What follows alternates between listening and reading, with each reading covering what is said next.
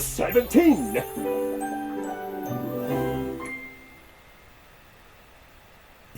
Sassy Chap Games.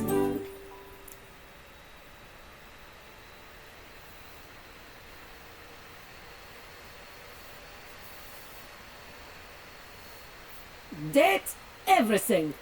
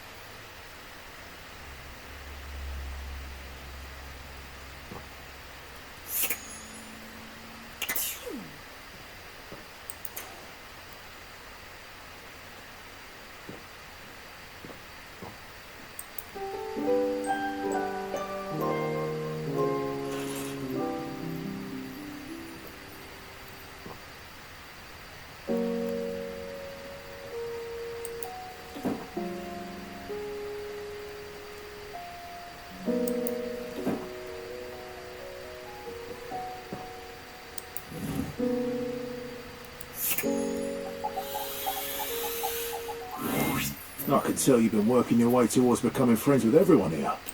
The house is settling down, becoming calm, keeping in order. I feel I can trust you with this. You're a soldier with me. And more than that, someone I can rely on. Thank you, friend. You've caught me at a strange time. There are normally clothes in here, but they're currently tied up in the laundry room.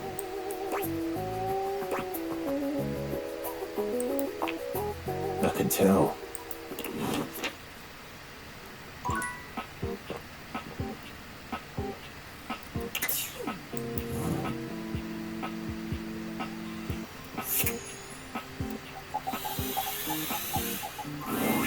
Someone there?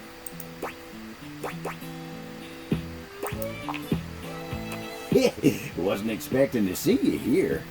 The end table is where I like to go when I want to be all alone with my thoughts. The view here's pretty nice. Makes me feel real thoughtful.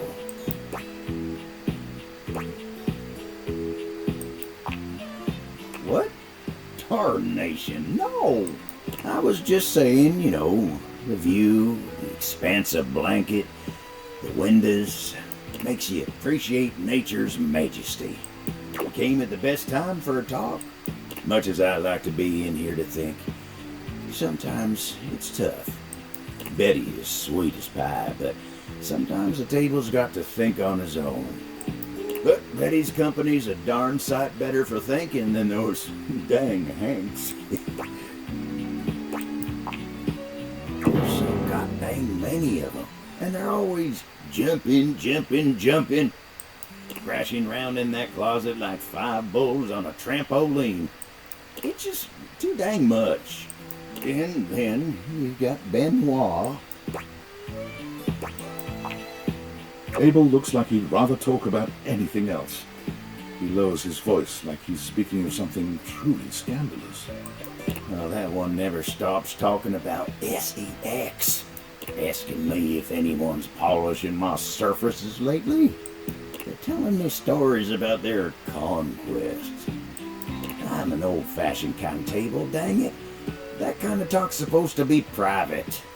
Oh, but look at me. You came here to talk to me, not any of those guys.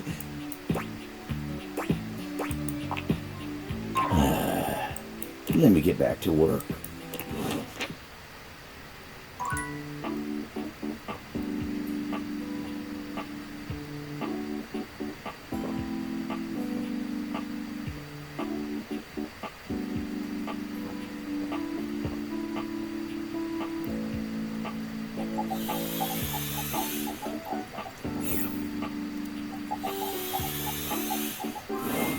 There's a presence in the room with you. You're sure of it. But you can't make anything out in the darkness. As you search for whoever it might be, they address you in somber, funereal tones.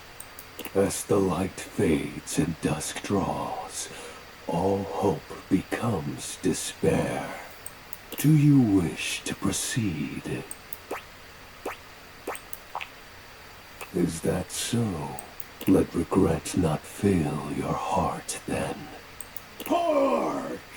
For your greatest fears manifest in yours truly. A monstrous creature takes shape from the darkness itself, a terrifying amalgam of bones both human and animal, grotesque, clawed fingers, and seething, swirling shadow. From brazen earth to the heavens most incorrigible, the shadows quiver, the shadows quake and quail. Light has no purchase here, for I am XXX Shadow Lord 420XXX. See you.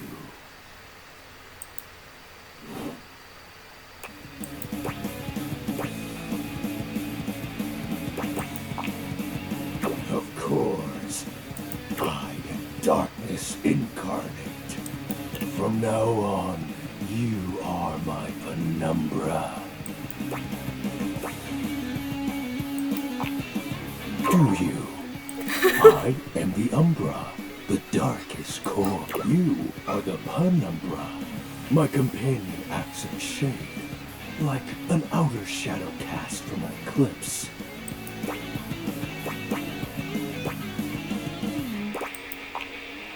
Yes! So tell me, Penumbra, what brings you to the call of night? Did you find that out on your own? Or did you use a hint?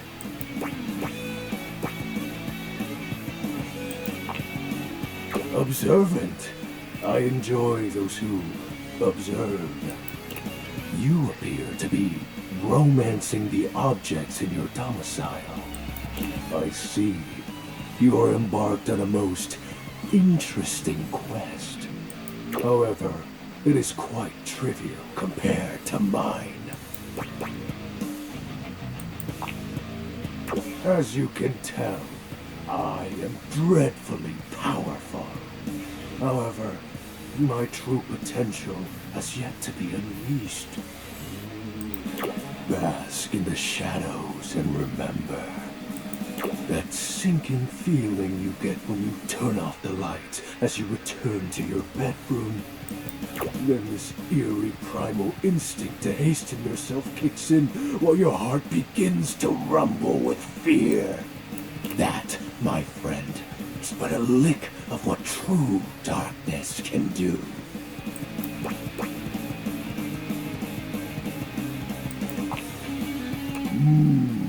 You help my power grow.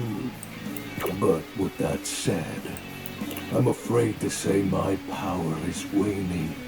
If not for your summoning ritual, I may be. Nay, such thoughts are wasteful. Anyhow, I have been waiting in the abyss in search of a companion. Such feelings are unnecessary, although not unwelcomed. You see, the essence of darkness must be discussed before obtained. I have been waiting for eons for a worthy conversational partner. Our sinister lamentations in pure nightfall will serve as the dark ritual and bring forth my armaments. My armor forged from the shadowy depths. Think of them as parts to my true self. However, I have long lost them back during the great cataclysm. Naturally, but I am equipped to ease your wandering mind. Know that even this discussion will feed into our dark search. What troubles you, my penumbra?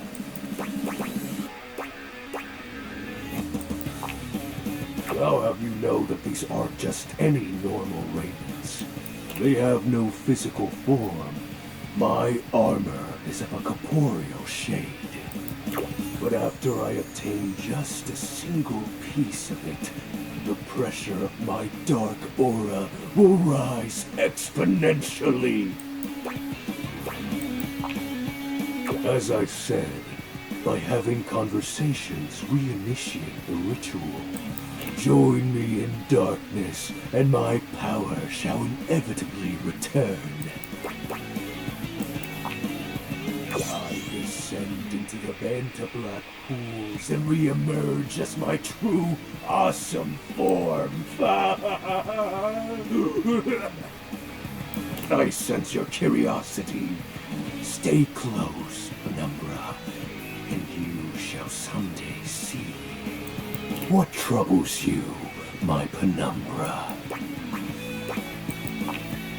While it may appear childish, it is a title that bears significance to me. Even creatures of the dark are entitled to nostalgia, and its relevancy continues to capture my very essence. Lord of Shadows. Signature embellishments. You'd be surprised how popular of an identity Shadow Lord is.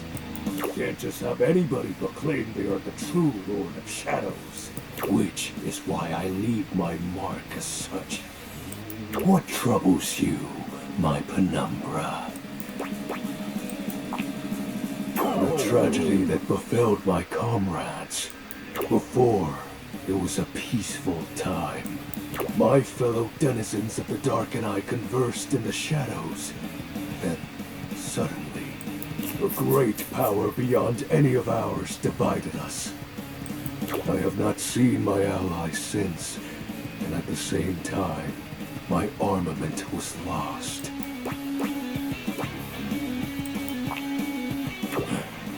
It is an unexplainable force beyond reason, but that won't matter once I am at full strength. Shadow Lord falls silent for a moment, as though listening for something you can't hear. He makes a fist, nodding to himself. Can this be? He spreads his arms wide, opening his clawed hands as if to receive something. Yes. The dark power begins to creep and course through me.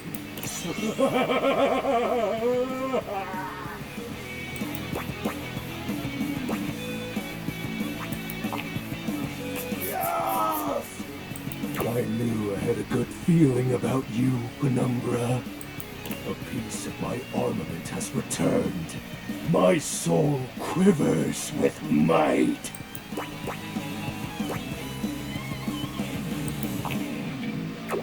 Oh, that's exactly the idea. I thank you for awakening me. Encountering you has been the most exciting event in a very long time. For now, I shall relinquish you. Return to your quest. Oh, and no need to reinvite the light. You're now a denizen of darkness, after all. Unless being in the dark brings about a fearful sensation that tickles your heart too fiercely. Farewell.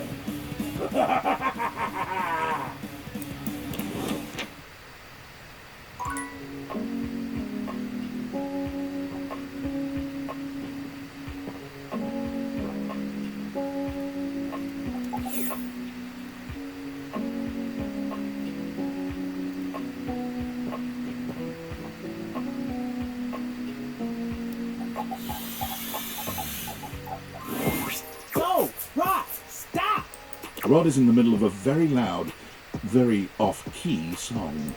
You know you want me, baby. This is torture, pure torture. You just can't have me, baby, because you belong to someone else.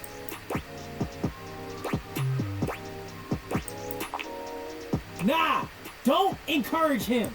Something about having this piano nearby that just gets my creative juices flowing. Could they not flow though? Like, what's the opposite of flow? Whatever it is, can that be what the juices do? You just jealous. You trying to crack Gwendolyn with that singing? What are we talking about? Rod singing. Oh, it wasn't that great. You know you're lying. I'm not cutie, but I'll let you think that. And with that, Gwendolyn takes her leave. Y'all just haters.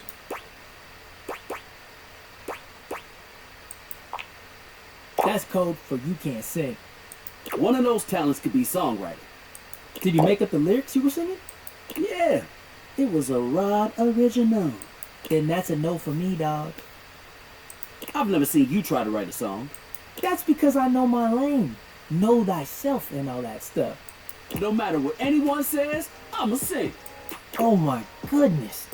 So plug your ears, because I've got a song in my heart, damn it. And now I've got a pain in my side. You should get out of here before he starts belting a new song. I've got music in my bones. Quick, run! Save yourself!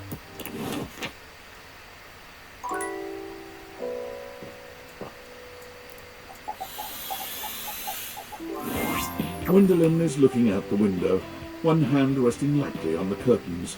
She doesn't seem to see you when she turns away. You're not sure what she's thinking about, but she's clearly somewhere else. Woo! Huh, if it ain't the looker, you startled me. What? Oh, there I am, doing it again. You know, most people would take my drifting away from the conversation as a sign that I don't really want to have one. But I guess you are one of those steadfast types. Huh. Your persistence shall win the day, it seems. Gwendolyn's gaze drifts past you, somewhere to the side. Will you look at them out there? Oh, right. You. Sorry, I don't mean to be distracted, but I'm just looking at the little kids across the street. They've been playing tag for hours now. I'm pretty sure the kid in the green shirt is cheating. The parents aren't doing anything about it, which is kind of funny. From far away, I do. I'm glad you don't have any kids. They can be pretty disgusting. Smudges and stains and just dirt in general. But I can admire them outside, as long as they don't have a baseball or anything throwable. Last thing I need is to be broken up by a child with terrible hand-eye coordination. Still, it's nice to watch them run around and laugh.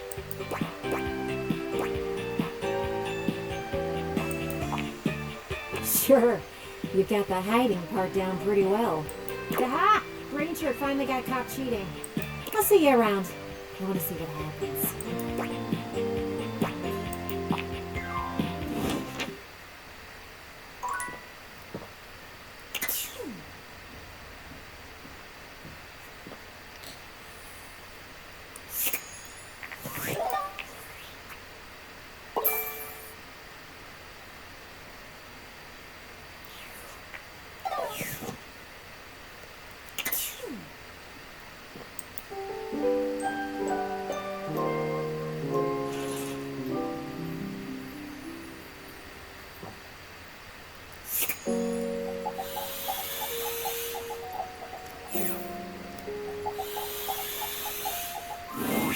Abel looks much shinier than you remember. When he sees you walk up, he starts, almost looking as if he wants to flee. But there's nowhere for him to go.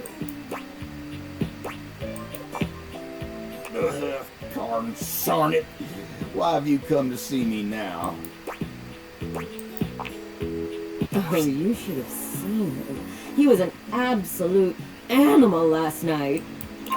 Beg your pardon. Oh, but the fun didn't stop there. You're just in time. This sexual demon was just about to treat us to an intimate act so ambitious and depraved it requires him to coat himself in lube from head to toe. Tarnation Benoit! I'm sorry, I was just cleaning up after a date. But I'm still a little sore. I was trying to screw the cap back on. Next thing you know, I'm being baptized in this vile liquid. Hey, there's nothing wrong with a good and safe time, Abel.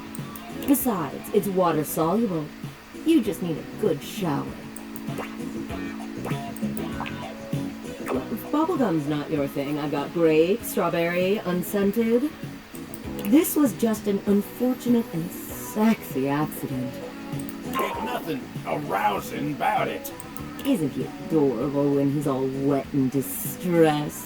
I ain't in distress. Now leave me be, you miserable rascal. Oh, but it's so fun seeing you like this. Go on, get. Fine, Party Cooper. I'm gonna call River. She'll take care of this. Don't you bring nobody else into this. Abel exhales, pinching the bridge of his nose between his fingers. You know, a little mess is part of the job from time to time. And I get that, but this? Sometimes the table's principles are tested. But everyone deserves support, and it ain't for me to judge no one in this house. Not even Benoit.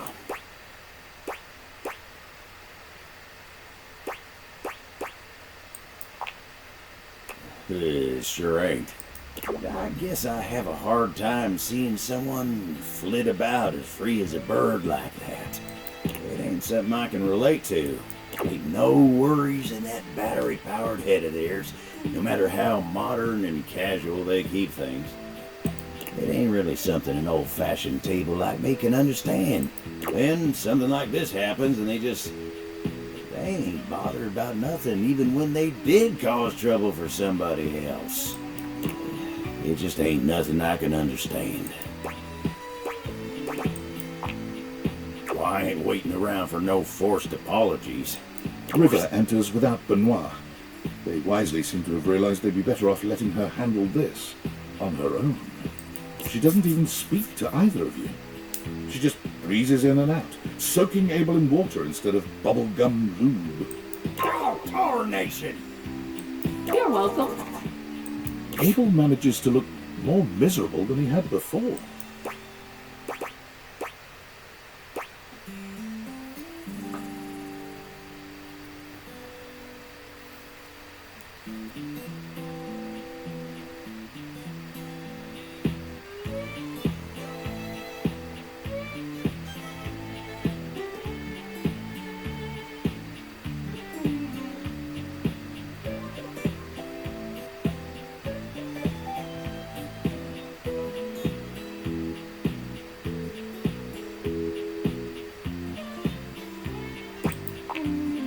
It really wasn't. I ain't covered in that stuff no more, but I gotta deal with this now. Oh, well, I hate to impose, but if you wouldn't mind... Tyrell strides into the room, all business and looking only at Abel. He's holding a cute towel in the shape of a bunny. Heard there was a mess that needs cleaning up. Here to do my job. Actually, we got it. No need to trouble yourself, Tyrell. Tyrell frowns. So I can't even clean up messes anymore? Tyrell's not even good enough for a mess, is that it? You reach out for the bunny-shaped towel, and Tyrell looks back and forth between the two of you. You better be gentle.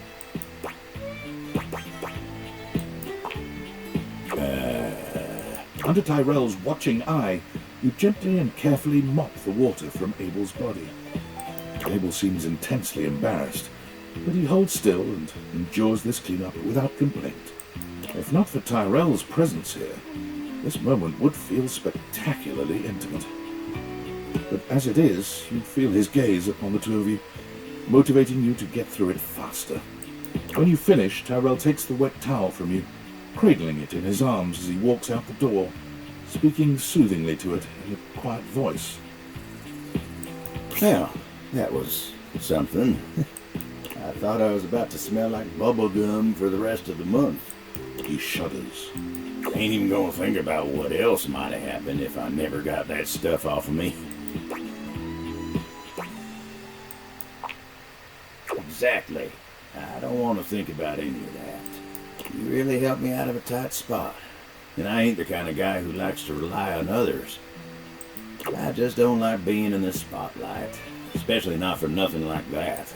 But sometimes the table's got to rely on somebody else. And I guess if it's you, maybe it ain't so bad. I see that. I really do. And, well, I appreciate it. Just glad to have that bubblegum nightmare over with. Well, now that's all over. I got work I need to get back to. You take care now.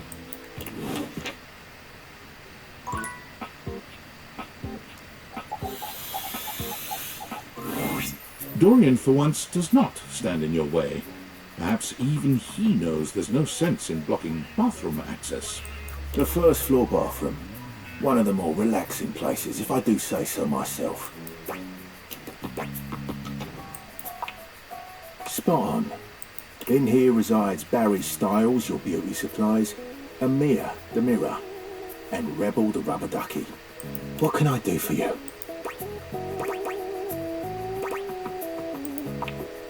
I've said enough.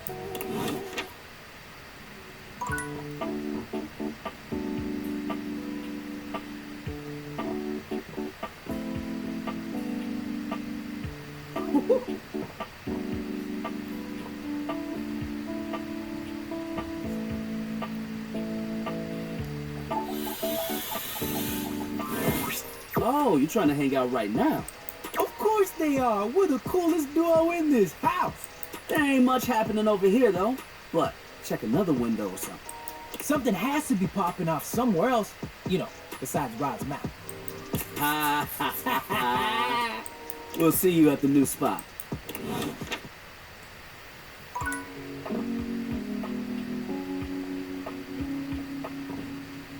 So it's time to check this.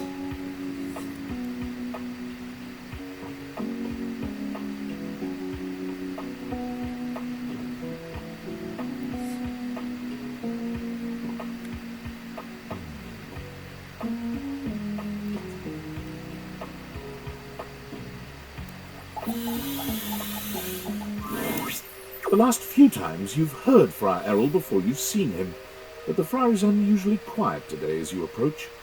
It soon becomes clear why, as he's got his head down, reading something from a book. The smell of something fried fills the room.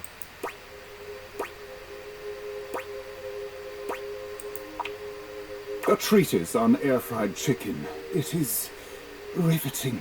It occurs to me that perhaps I have been approaching this task incorrectly. You and I know that convection is the superior way to cook, but it seems that merely touting the superiority of a method of cooking is not enough. Apparently, sinners only grow more stubborn and more attached to their outdated old ways when faced with progress. Disgusting, really, but expected. So I have come up with a solution.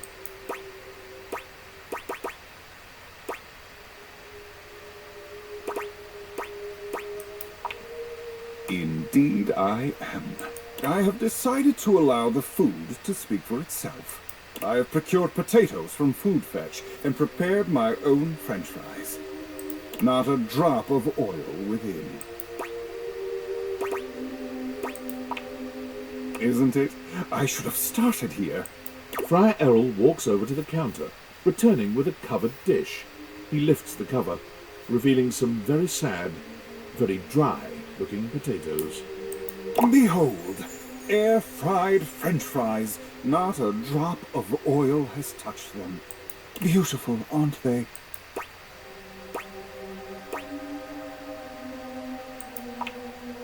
That was certainly my intent. I'm glad to see I've achieved this minimum goal. The friar pushes the plate towards you, fixing you with his severe gaze. You will be the first to taste them, to go forth and testify to the rest of the house. Go on. He looks at you expectantly. You can't imagine these are going to be any good, but getting out of eating them feels like more trouble than it's worth. You take a bite. The potatoes are cooked, sure, but that's about as much as you can say for them.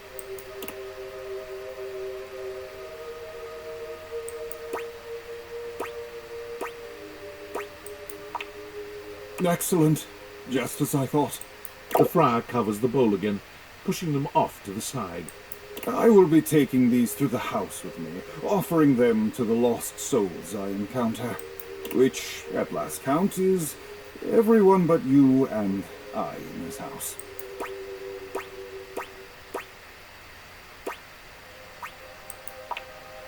I pray that they do, but they will.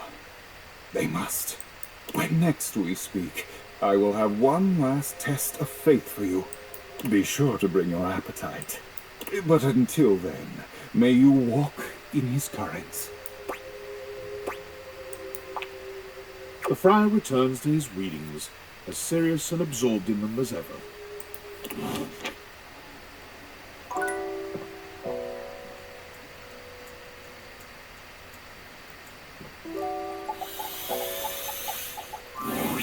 Shadowlord greets you in his own unique fashion, throwing his arms open wide as he calls out to you.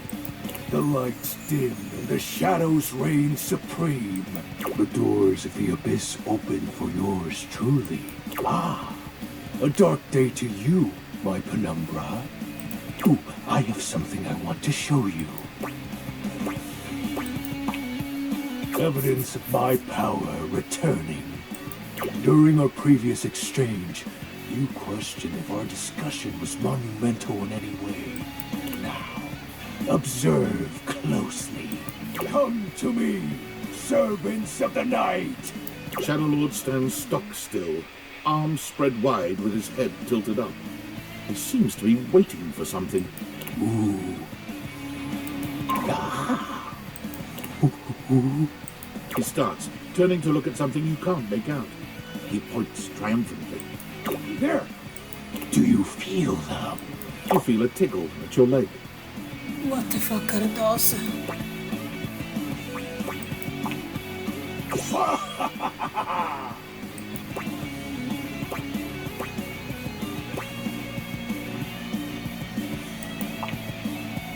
Yes!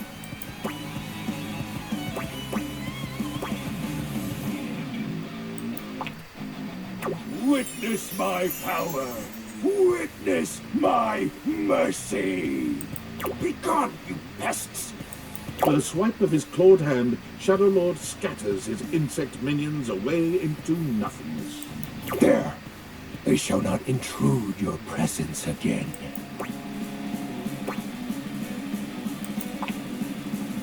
I am merciful for your thankness, granted human. Most merciful of thankness, most bountiful. I have to say, Penumbra, I'm quite surprised. Your unfamiliarity of the dark is unexpected. This resistance to the colligiosity must be reversed. Perhaps your soul is not attuned properly. Training is in order.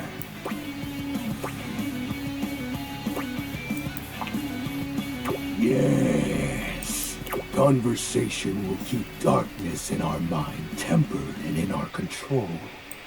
Just as you participate in the labors of light, surely you partake in the leisures of darkness as well. What activities do you enact in the shadows? Regale me with every detail, Penumbra.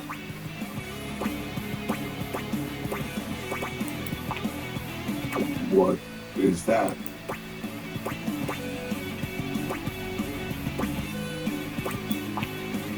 That sounds incredibly sad.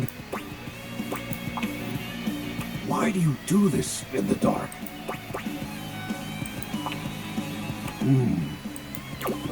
Fascinating. I can't speak to the merits, if any, of this activity, but I can part with you some words to remember by. Even in your loneliest moments, you are a god. In darkness, I will be there to remind you as such. In light, you walk with your shadow. A shadow can only imitate its source, meaning everything that's wonderful about you is always there, even if you don't realize it. Shadow Lord seems taken aback, rubbing one clawed hand at the back of his shadowy neck. I didn't mean anything by that. Obviously. I'm grateful to you for providing me more insight into your life. Behold, our corrupted bond grows.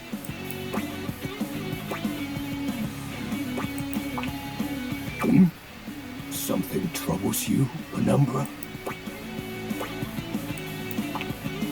My nightly activities. Isn't it obvious? Before you, my time has always been spent the same way. Waiting. Oh.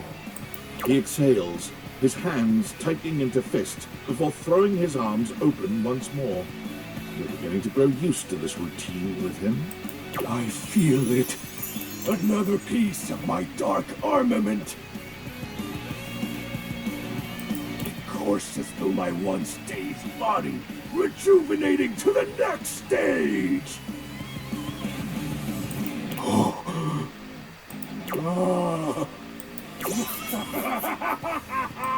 Excellent. My form is stronger, yet still incomplete.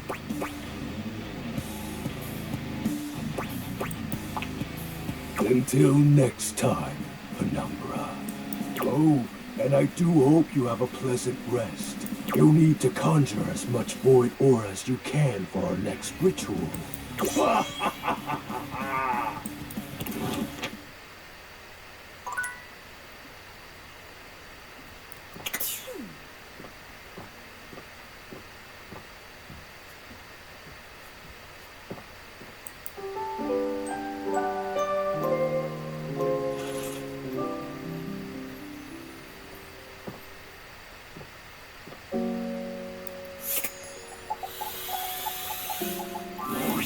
All's well up here in the landing.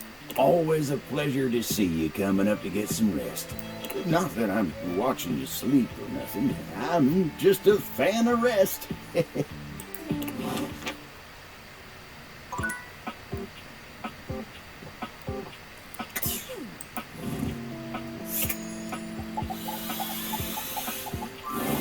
Would you like to go for a walk? You catch my meaning well. You could do all sorts of things inside me here. Practically my own little room. Spread your arms this way and that, jump up and down, sit and have a spot of tea. Oh, it's right fun, isn't it?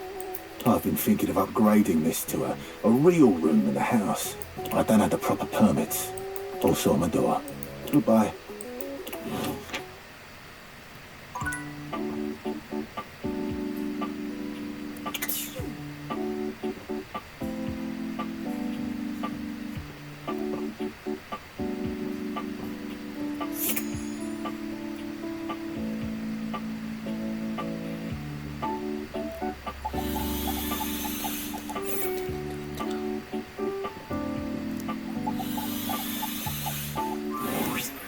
Welcome back, my dark ally. Come, let the next trial commence. The trial of the letters begins.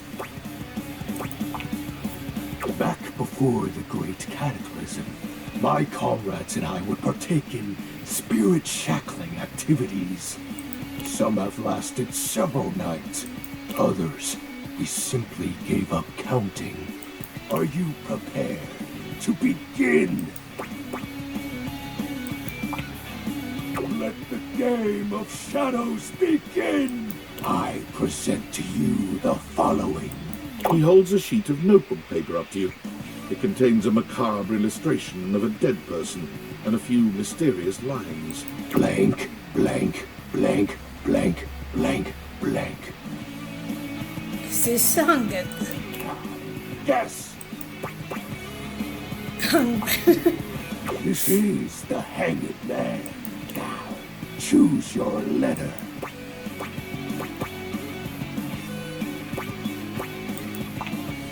There is an A. Now, Choose your letter. There is an S. Choose your letter. There is a D. Choose your letter. There is an O. Choose your letter.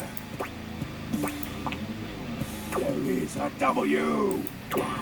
Choose your letter.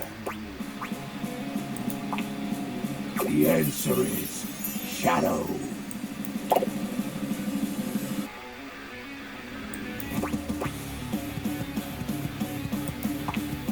Completely sick.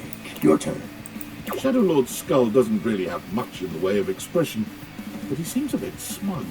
I'll have you know that among my dark cabal, I was the leading player.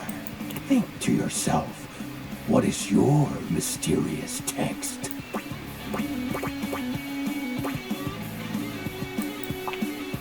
Eight letters, my favorite. Why, you ask? Isn't it obvious? 8 is the infinity symbol, but sideways. Very cool. It's obviously darkness. I appreciate you staying relevant to our practices, Penumbra.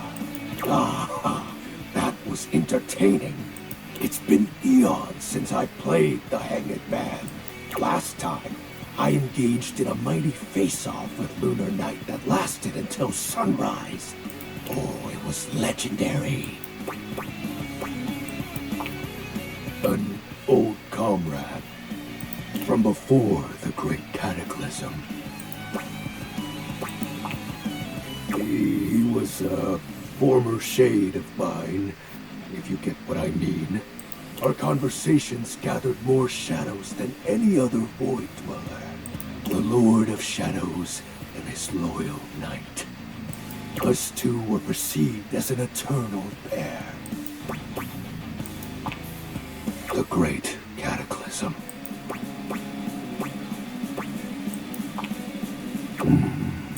Very well. I suppose a proper explanation is owed. Tell me, Penumbra, what do you presume to be a power more fearsome than darkness?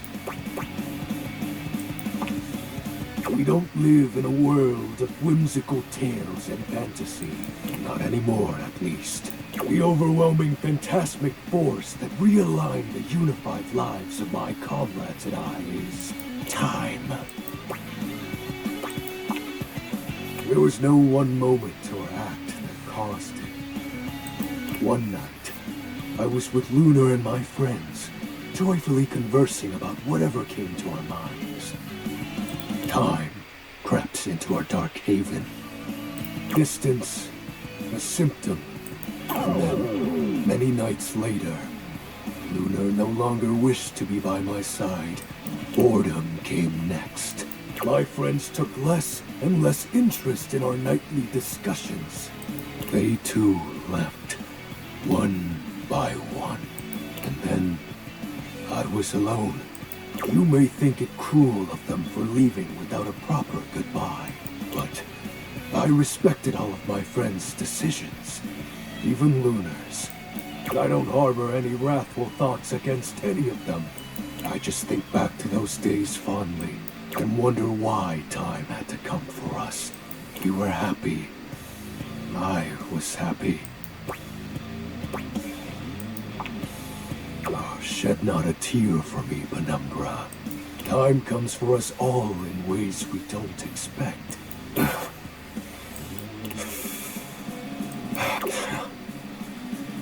Normally, I'd celebrate triumphantly at obtaining another armament.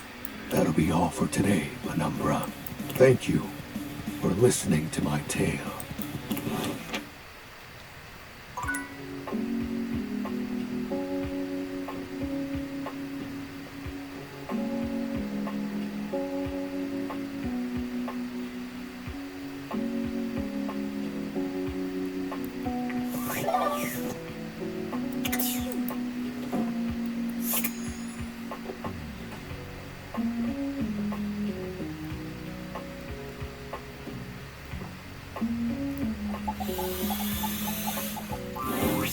You see a medic with bright eyes, a kind smile, and a sort of maternal air about her. She doesn't even wait for your introduction, greeting you cheerfully. Oh, my. Hello there. A fresh face. Here to see the doctor, are you?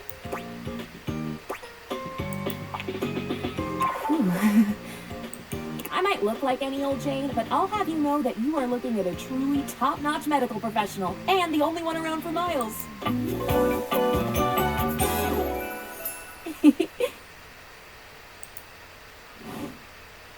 Whether you've got a tummy ache or a life-threatening ulcer, I'm your gal. She pauses, looking you up and down, hopefully. Do you have a life-threatening ulcer?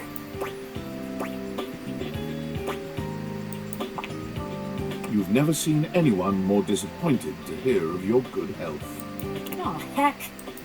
I do get my hopes up, you know. One of these days, someone is gonna bust through that door bleeding from orifices natural and contrived, and boy, oh boy, what a red-letter afternoon that'll be.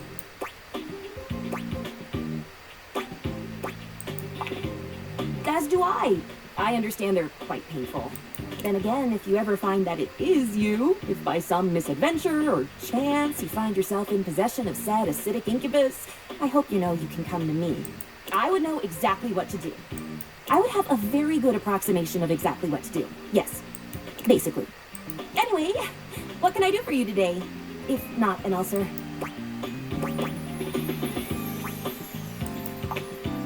Oh, bandages! They are the first line of defense when the interior of the body has the temerity to propose to become the exterior. Get back in there, blood. Back to your proper course's lymph. And you, skin. Have a little help controlling this raging horde of fluid and marrow. Band-aids are basically magic. I could go all day. Anything that you might need, hydrocortisone, non-latex gloves, even a simple pen, that, darling lacerated one, will be duck soup.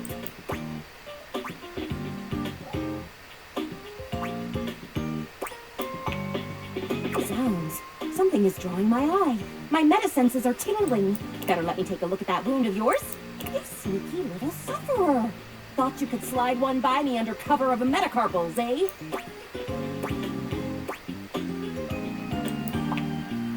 Just to double check, you don't need an injection or two. Take it from me, dear. You're better off safe than sorry. After all, if there's any sign of rash, you won't know it's there unless we do a thorough examination. And even then, well, I'm afraid there's always a chance for scarlet fever. Whatever century this is, it is a century where proper medical care is an essential right of all beings. And I am here to provide said right. Now, produce your fingers, please. Faria looks you up and down, tapping her chin as she considers you from every angle. Exactly what I thought.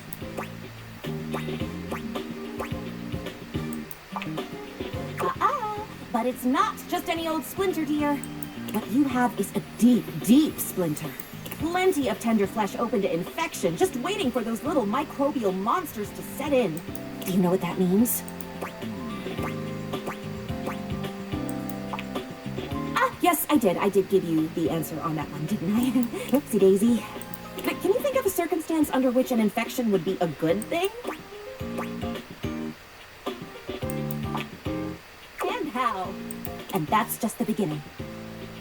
Because once the infection's done a number on you, and your poor, beleaguered immune system staggers back onto the field of battle for another round with the enemy, helplessly as your body swells and burns and turns all different shades of red, pink, and yellow, and the true engine of the enemy rolls up to the line.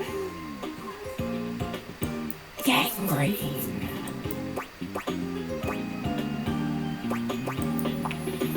And before you know it, we'll have to amputate entirely. Jesus Christ. Okay, I have to just this. I know. This stuff is not for the faint of heart. Once it's bad enough, my poor new friend, I'm afraid the whole appendage will have to come off, preventing spread and all. I'm sad to say we lose many a good limb to splinters every year.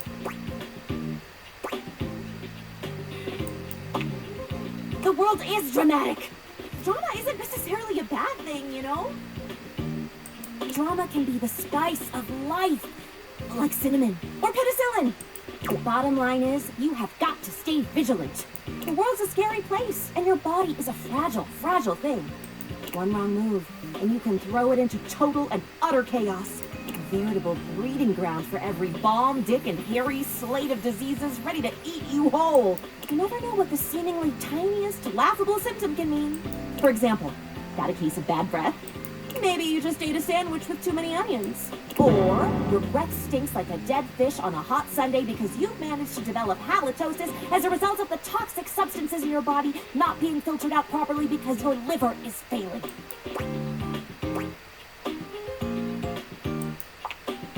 You can never be too careful. And when something does go wrong, well, it's my job to make sure you're all fixed up. And I'll have you know, I take my job very, very seriously. A doctor's duty is to keep their patients alive and kicking. That's a big responsibility. So you can bet your behind I make sure to cross all my T's and dot all my I's. Sometimes even twice.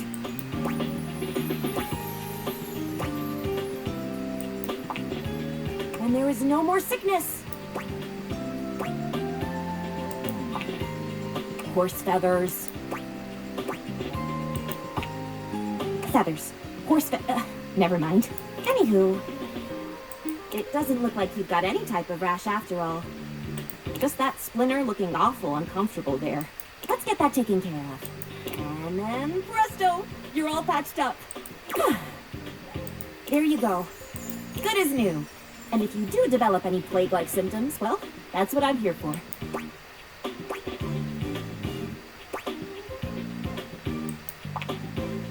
No! Maybe. A little bit. Dear syringes, what am I saying? No, I do not secretly want you to have plague. Medical professional Faria is always just a sniff, sneeze, and groan of discomfort away.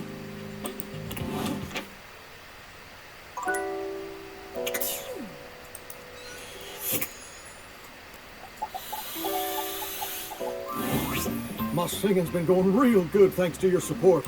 I've even got the opportunity to study under the great Enrique Paps. But, he's awful expensive. You wouldn't happen to have any money to pay for all the lessons, would you?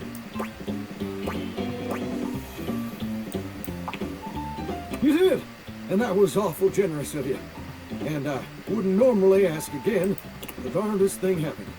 All that money went right down the drain! No comment.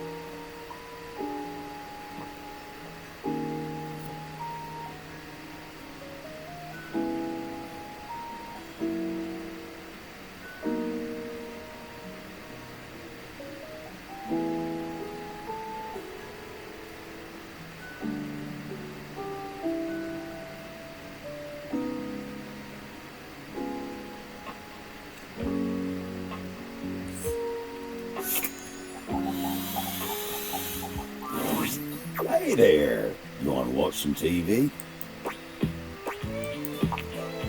Oh, wow, that's a real surprise. You know, being here in the living room, there's all kind of fun stuff to do here that ain't me. Sure, I might hold your drinks for you, but you got so many fine options. Kelly's always got all kinds of programs on, but I guess you know all about that. Saw you two talking just the other day. Connie's another great way to spend your time here. your video game machine, dang newfangled entertainment contraption, I can barely keep up with the TV. Anyway, listen to me go on. All I mean to say is, you got all kinds of things to do in a place like this, and here you are jawing with me. I appreciate you. Now then, what can I do you for? All's well here at the console table. Well, mostly. I want to watch Yellowstone, but nobody else does. How am I supposed to relax when I could be watching the greatest TV show ever made?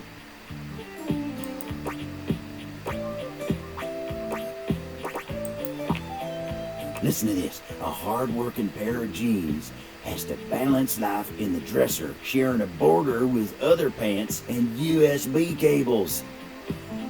It's a clash of civilizations, old and new. Must-see TV.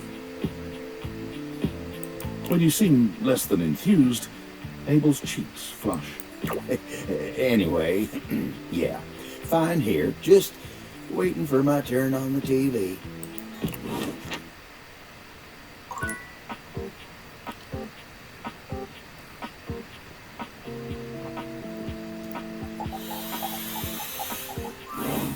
I've said my piece. In or out. Glad we had this chat. So I haven't found all the doors yet.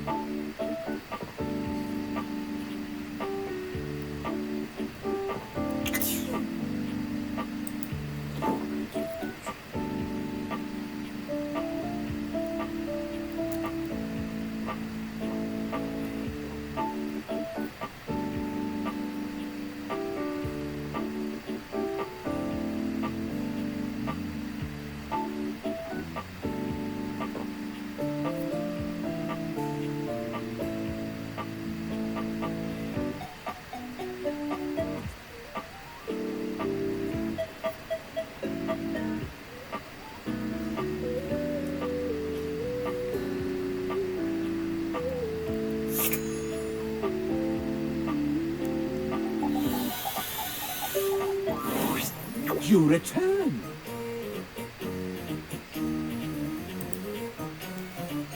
You are rather Jeju in your jests. But to become one with a path of scandal, you must give as much as you take. I've given you an awful lot, haven't I? What have you for me? So I have noticed. As an analog source of light, I once offered Lux some brightness when the power went out. But as Lux is terminally online, there was no way I could reach them. When the electricity surged through the house again, Lux called me cringe. That you have noticed the same as many others increases the scandalation of it all. Do you have any more?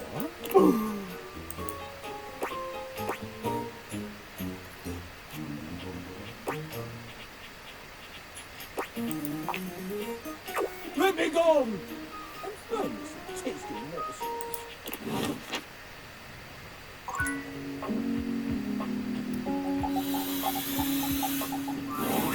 There's a strange heaviness to Shadow Lord today. He's not his usual dark, cheery self. Dark tidings, Penumbra. The news I carry may be troubling to you. I have found the final armament piece. Once I don it, my true power will be unleashed. With that, my final form shall be revealed. You may be surprised by who I become.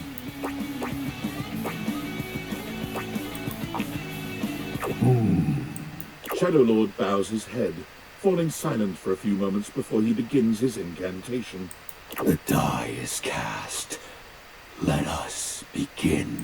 The whispers of the void. Heed my call.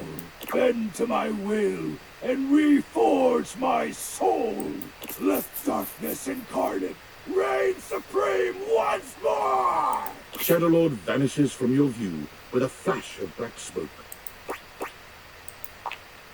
The Shadowlord you once knew is gone, replaced by what appears to be...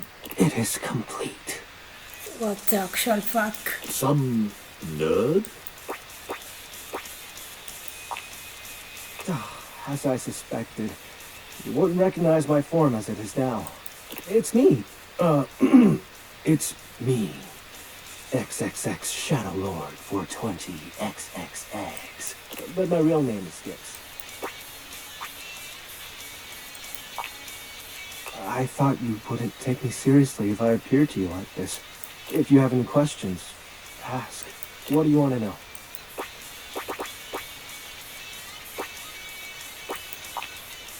It's a handle. You know, like online name.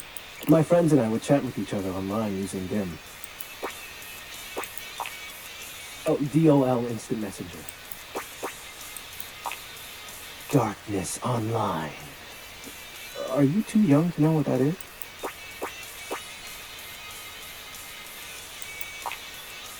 Yep. I wasn't kidding when I said Shadowlord was a popular name. You know how many shades are out there? We're all darkness. Some work in collectives, while some occupy a whole house to themselves.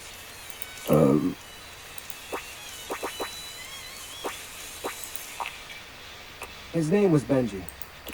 Is Benji. He's the one who invited me to the group. The chat room. He was really encouraging with everyone's roleplay, especially mine. Yes, it was nice.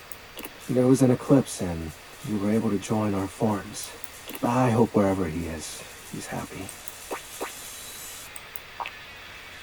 Yeah, well, I've had a lot of time to think about it. I still get bummed out though, but that's just my mind taking negative nosedives every now and then. I figured you would. Well, that was actually the most accurate thing I've said. It was slow and sudden at the same time. Maybe it was happening the whole time, but I didn't notice. But it doesn't matter. The fact is, my friends all stopped hanging out with me. We just grew apart. Guess I was hoping that didn't apply to me, being unalive and all. How do you accept that your friends aren't your friends anymore? Question for another time.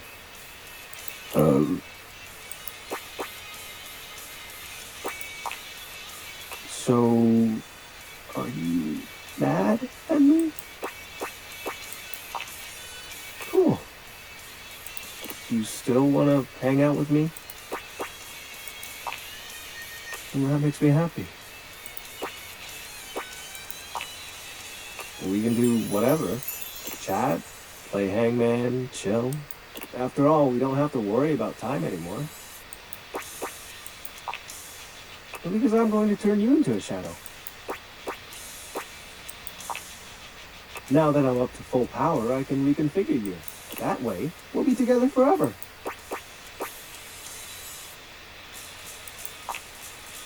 Why not? Didn't you say you still want to hang out with me? It'll be fine. You're not like the others. You won't leave me like they did. Like Benji did. We'll be together forever. Trust me.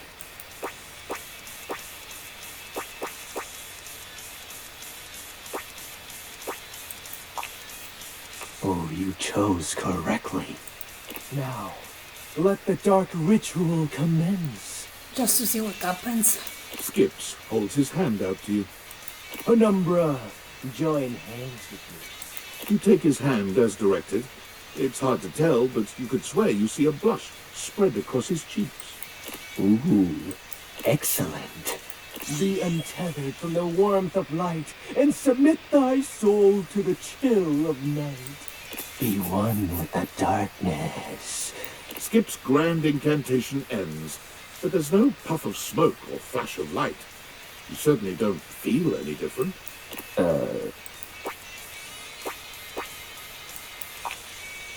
This can't be. Why isn't it working? Aren't you fully attuned with the shadows? No, that's not right.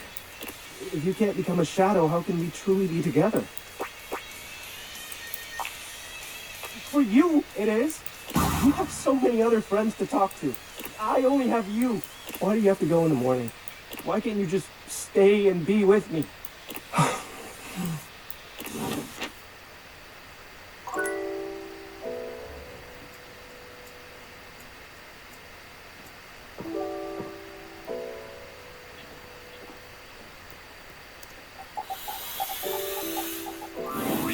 Buongiorno, amici. I hear we are discussing passion. To discuss passion, it is, well, my passion. I must tell you, truly though, you two are as yet unschooled in the arts and sciences of this noble sensation. See? I told you. You paid him to say that. I can assure you, he did not. No payment for passion for Fabrizio. I do this for love. Swagger is not a romantic skill, you see. You have much of one, and very little of the other. Tanto e poco, see? That is why La Bella Gwendolyn has rejected your advances with such a chilly silly. I had a thing for her. Once. Don't let him downplay it. Fool was head over heels. Ah, see, I remember this. Your heels were very much over your head, amigo. Shh! Keep it down, yo. No, così, but you should be proud. Shout your passion from the rooftops. We declare our love boldly. Except for when you fumbled the ball as badly as Rod did. I didn't fumble anything. Fabrizio, do you remember Rod's line to her? Ah, naturally. Even if we failed, we should be proud. And you failed quite wonderfully, amigo. All right, settle down.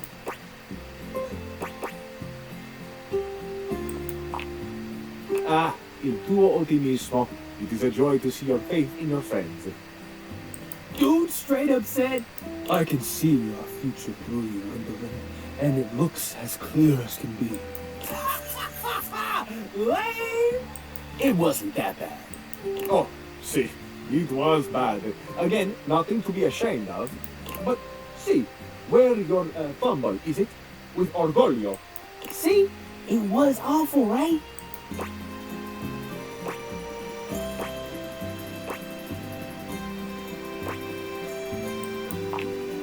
Amici, it breaks my hinges to hear that this is what you expect from a lover. As much as I extol our dear Rod to have a pride in himself, he is not without room for improvement. And you, the couple of oro, surely you know you deserve more. I knew you had taste. You know a solid pickup line when you hear it. It was a bad line, categorically. You both just don't know skill when you see it. I think it's funny how y'all both have to dig into the past to make fun of me, when Kurt does ridiculous stuff on the daily. Nice try, buddy. Ah, yes, an excellent point being made. Kurt, you too are very silly. Un piccolo sciocco, as my mama used to say. How did this get turned around on me? I can't help if Fabrizio agrees with me. You're both piccolo sciocchi. Perhaps it is why you're such fast friends. Ha! See? Both of us. Perhaps one day, working together, you two may approach the romantic prowess that I possess. You've got swagger? You might say it is ingrained in me. Ooh, I need to learn from you. Yeah, that confidence was pretty boss. I am, amazingly, when taken in the light of all my other gifts, also a generous teacher. Come to me should you ever wish to practice the nuanced alchemy of passion. Let's do this. We'll catch up to you later, human. I don't want to miss anything Fabrizio has to say. Lezione 1. You two are quick and dexterous with the shade, as you say. But in romance, we must master with a compliment. Ooh, this is the good stuff.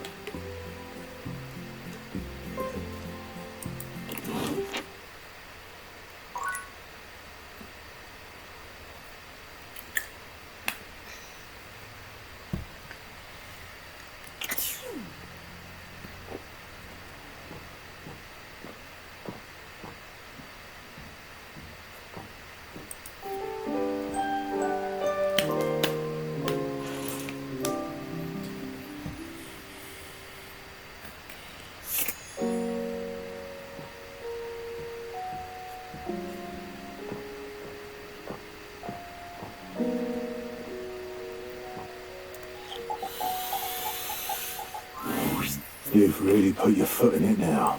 You found the most forgotten Dorian in the house. The laundry closet. Thematically redundant. There's already a door here. There's a cabinet.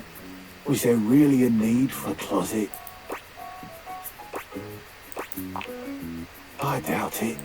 Yet you still came here. Is it because you truly love me? I don't believe you. I suppose I can tell you about all the objects that were in here. If you even care. Well, there's Bo the box. She's hardly a denizen here. She's all over. Of course you do. There's Hoover, of course. The vacuum. And that's it.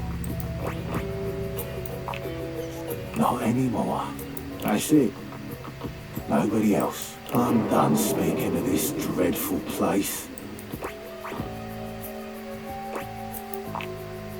Oh, woe is me.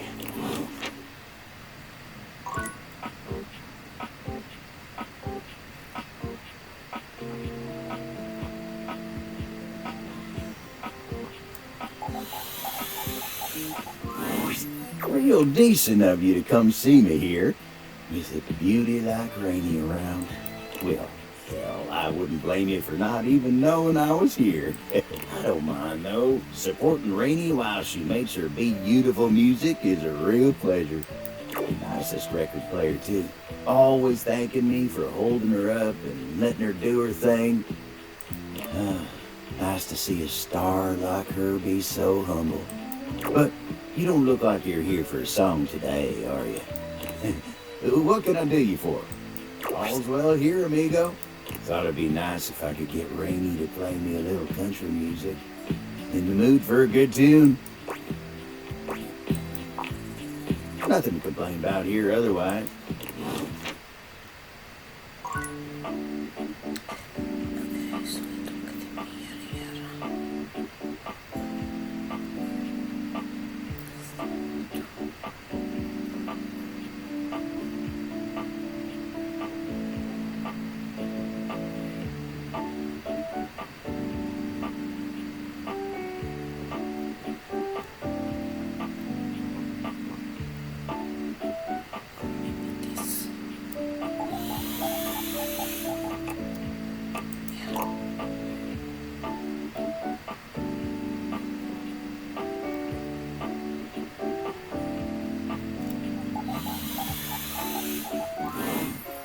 Hey, buddy. You gonna get comfy?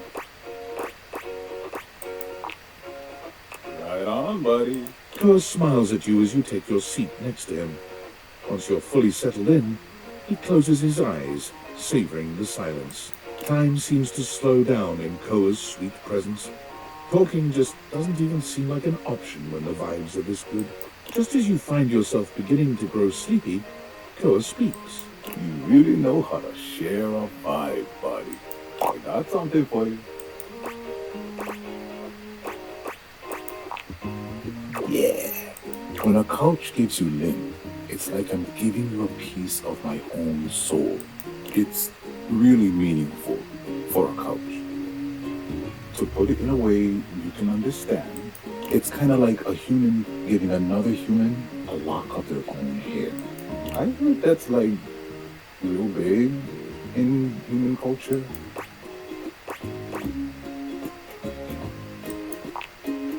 Yeah, see? So you get it. I'm just feeling so peaceful. You know, a gift of lint from a couch is a big thing. I feel like you know me that much better now. I feel a post-gift nap coming. You take it easy, all right?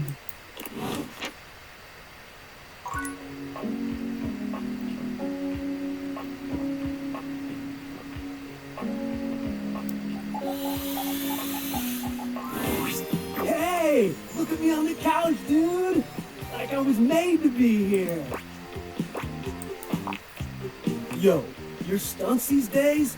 Wicked. I've seen like multiple people jump off of buildings, and this one guy was wearing sunglasses with just one big long red lens and shooting lasers out of his eyes. Epic. Are you kidding? Where do you even start? Streaming? Cable? On demand? I don't even know if you know this, but we had these things called bunny ears. They worked and they looked really cool because you could twist them around and stuff. But this, completely different ballgame. Content? Yeah, it all kind of feels like content. How do you sift through the bad to get to the good stuff?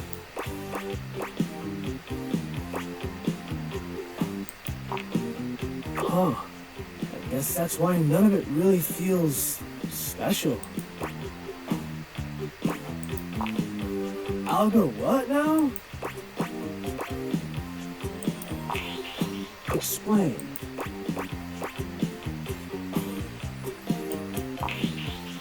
My head hurts. Whew, thank goodness. Man, the tube was awesome back in my day. Family neckties, Bash, Houston, Jeffersons, Wonder Bread years, growing pain relievers, facts of life, Miami Vice grips. Ah, so many classics. Oh man, too good. Hey, who's your favorite silver senorita?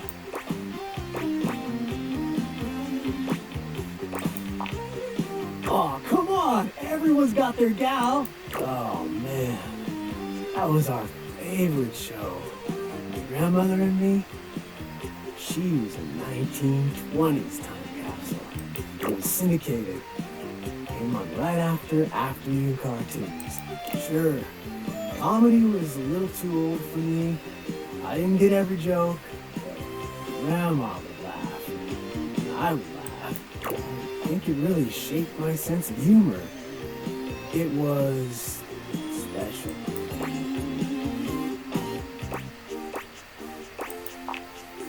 She was awesome. All those actors are probably gone now, huh? Super weird how much time has gone by.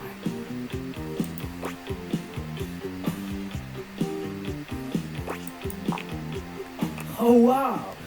Well, good for her. She was a radical lady. Yeah, I think I want to be alone for a bit. Is that okay? It's just that I'm feeling a little out of place. Or time.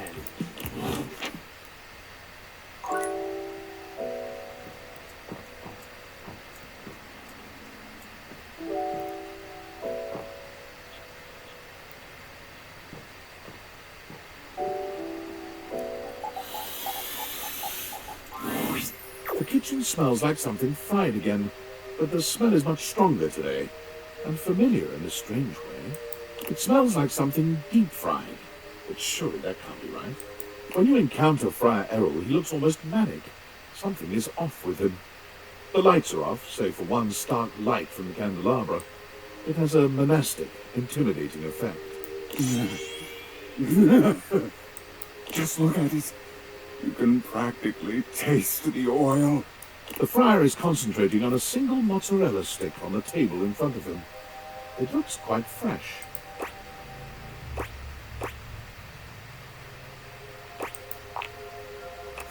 Yes, yes!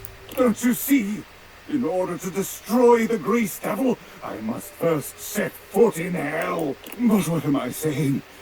I know my own strength. I know that I can handle temptation. But you have been coming to me and hearing my teachings all this time. I have spoken to you at length of the virtues of convection.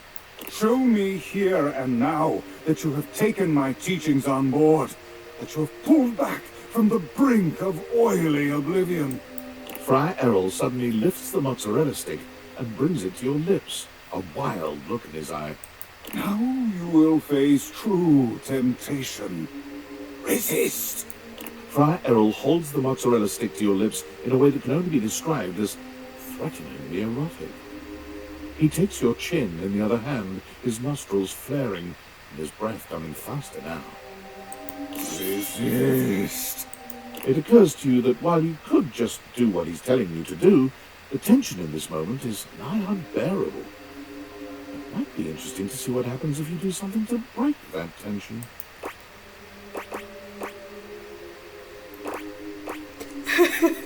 This would be fun. Let's do this. You're not made of stone. This mozzarella stick is fresh and perfect, and when the friar presses it to your lips, it only takes a moment to make your decision.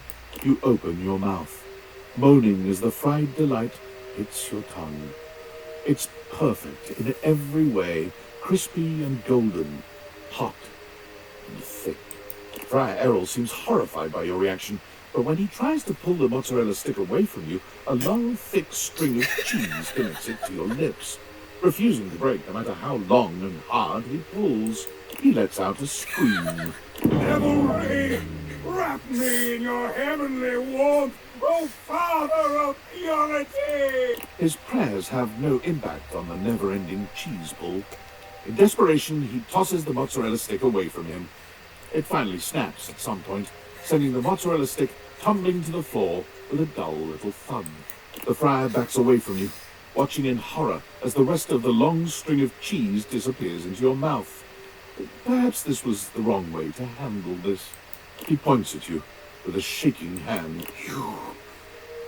You have not heard a single word I've said, have you? You acted as though you were listening, as though you understood. Oh no, I thought the option would be the hate one. And now, here, in what would have been your moment of ascension to the ranks of the most pure, you have failed yourself. And more importantly, our Father, I could pray over your soul all night, but what would be the point? To walk so willingly, so enthusiastically into sin. We are simply cut from a different cloth.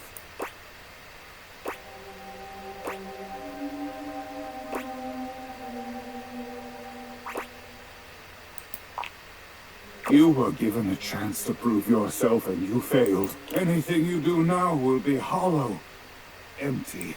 You have betrayed me, yourself, and our Lord. All I can do is pray for you now. Futile though it may be, I can manage that much for you.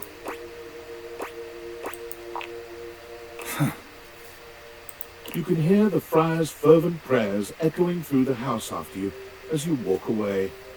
It seems quite clear that whatever sort of relationship you and the friar had is likely over now. Oh, fucking hell.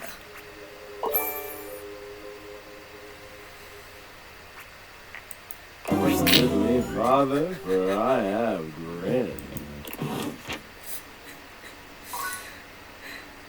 That was great.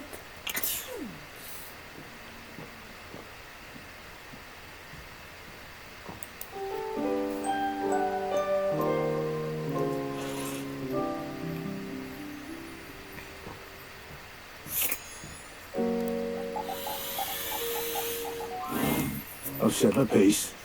In or out. Glad we had this chat. Okay, so it's not here that I have to talk with him. Well, well, well, look who it is. You know, it's funny being here in the foyer. I got the best seat in the house to keep an eye on everybody's comings and goings, but you ain't left the house in so dang long. Seems like I only see you here when it's time to pick up a package. Not that I'm judging mine, it's just ain't exactly living up to the full potential of the position here, am I? But hey, I do my job no matter the circumstances. So don't you worry about me. Now then, I'm sure you got something on your mind. What can I do you for? All's well here in the foyer, amigo. Would be nice if more folks came over. I'd love to see more of them coming through here. Oh, but don't you worry about that. Just keep doing what you're doing.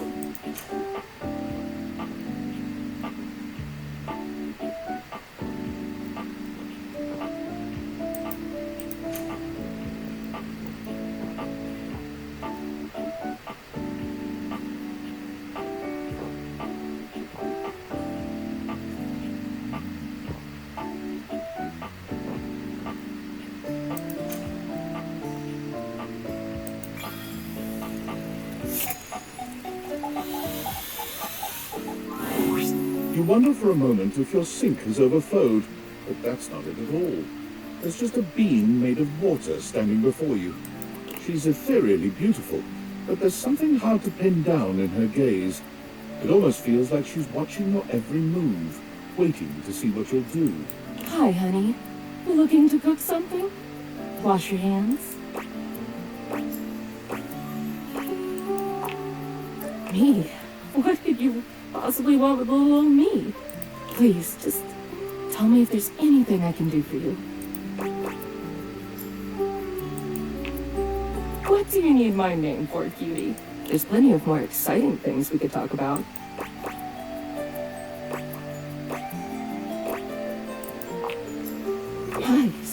demanding. Well, guess the mystery had to end sometime. I'm River. What can I do for you?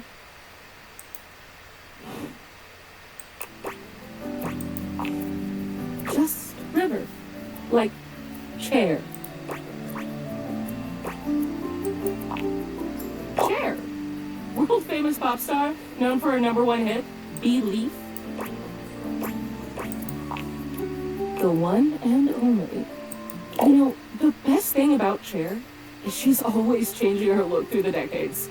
She always knew just what we wanted to see and served it to us. I really admire that about her.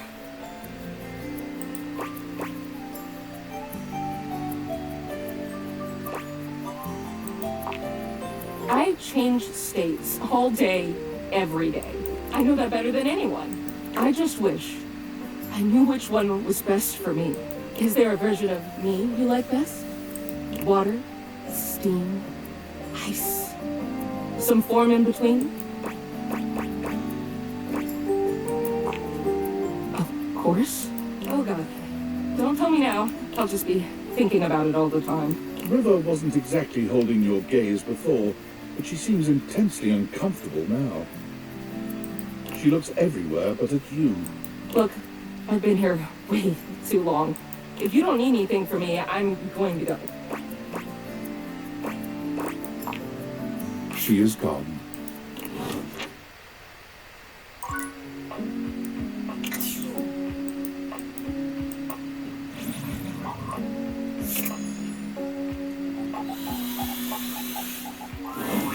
You again?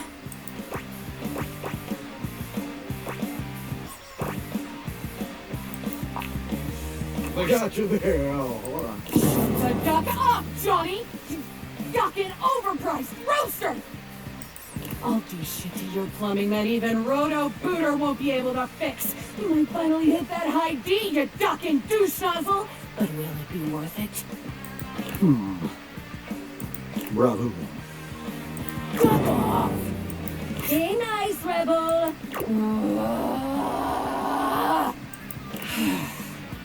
So, what brings you back, poser?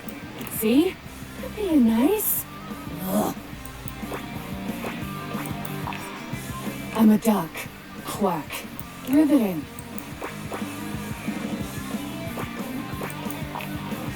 What is? Aren't we all? I say you could call me that, dumbass. Pretty damn sure I didn't.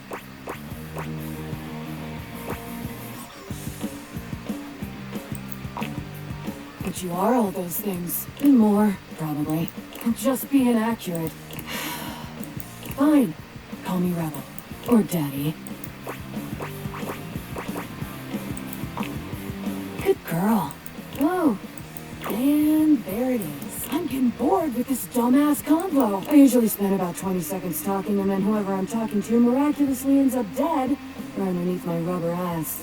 You can be whichever one you like. That's the only favor I'm gonna do you too, so appreciate that shit. Yes and no. It's Nanya.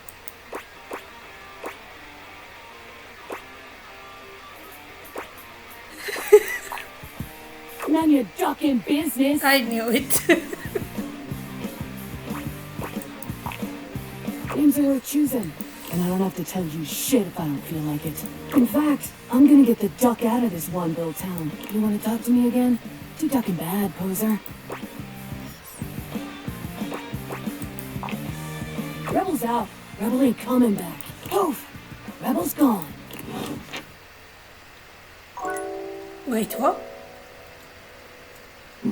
Where did he go?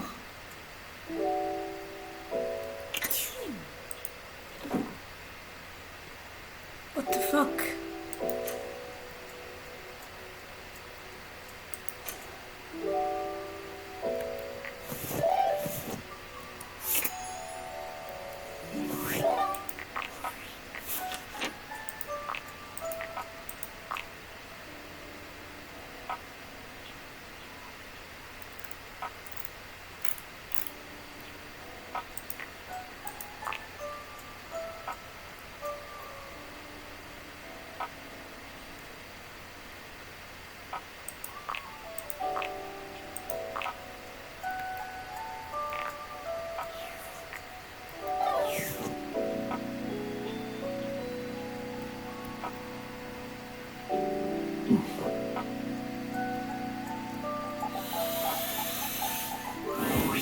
There's a supernatural darkness around your bed when you enter. A strange void that makes you feel slightly uneasy. You recognize that odd feeling? Betty is speaking with Nightmare. You really don't think you could do it? Is that really something you want? It would be fun for me, but I don't think it's really your thing. You know, sex and horror have always gone hand in hand. It's not the worst idea, is it? Well, yeah, of course. But you've watched me work. And you never really seemed all that into it. Oh, I didn't? What was it you said? Oh, yeah. It was, oh God, why are you doing that? Is that really necessary? Now that's just excessive. I remember it differently. You weren't even watching. You were looking through the cracks of your fingers. Give it up, Betty. My work is not for you, and that's all right. Nightmare's gaze falls to you then, and you feel a shiver run down your spine. I'll see you later. Nightmare dissipates, but the air of dread that accompanies her takes a little while to clear. Betty sighs, her shoulders slumping. Oh, guess I should have seen that coming. Well, maybe. I just thought maybe if I had nightmares... I mean, I already sleep poorly. But maybe in a nightmare I could find some small moments of joy with my beloved. Nightmare doesn't usually take requests. But since we're such good friends, I figured maybe she'd give me a sexy nightmare. Of course it is. For example, I'm being hunted by some unseen monster or being. My heart is racing. My knees are weak. I'm stumbling and tripping as I go. I fall, and I close my eyes knowing the end is coming. But I don't die. I turn to see my beloved standing over me, a bloody knife in their hand. I'm saved.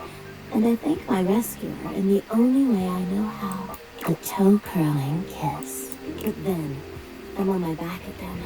And my beloved's hand wraps around my neck. I can't breathe. I can't cry out. I can't make a sound. We'll be together forever, they whisper, raising the knife high in the air. I wake in a cold sweat, alone and afraid. There, you see?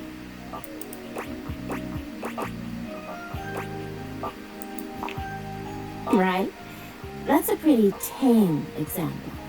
But there's all sorts of possibilities. Nightmare really seems to think I shouldn't be bothering with all this dream stuff. She thinks there's a much simpler solution to my problems. But I don't know who she is to talk anyway. She has the same problem I do. She just deals with it differently. It's not my place to say. I've already said too much. Please, let's forget I said any of that.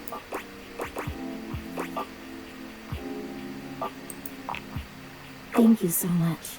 I'm already having trouble sleeping. I don't need betraying a friend's trust on my conscience. It's funny, I was just thinking of you. It seems like that happens a lot, honestly. I think of you, and here you are. It's a shame I can't seem to manage that at night. I'm all too aware. But you know what I mean, don't you? You're the one I'd hoped to see in my dreams.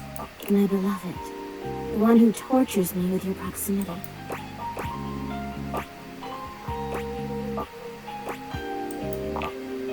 You don't have to do that. I get it. I'm not exactly the most subtle piece of furniture. For years, it's been just you and I here.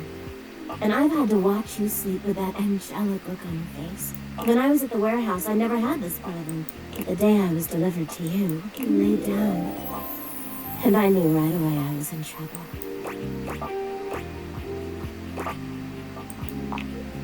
You don't know what it means to me to hear that from you. It's what I was made for, you know? I've had my share of partners over the years. I'm a free bag, you know. But I'm at my best when I'm in love. And since the day I became yours, I haven't had a good night's sleep. I know it's a lot to lay at your feet. Especially knowing we have to sleep together night after night. But I don't know if I can keep this to myself any longer. I know it's a lot to digest, so please take some time to think about it. I'll give you some space to sleep tonight, and We can talk tomorrow.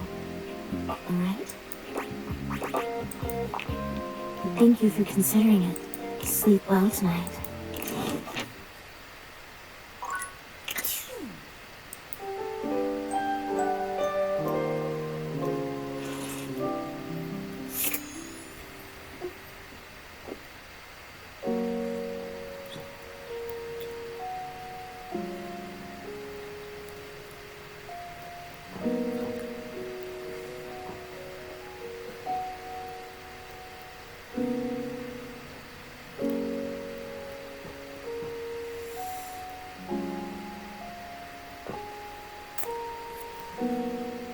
Let me check again.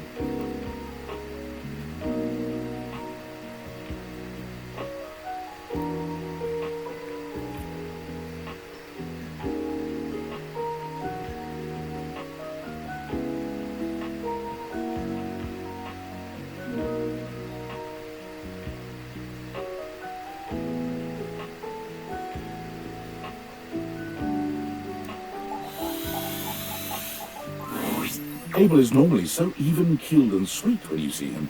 The alarmed look on his face really takes you by surprise.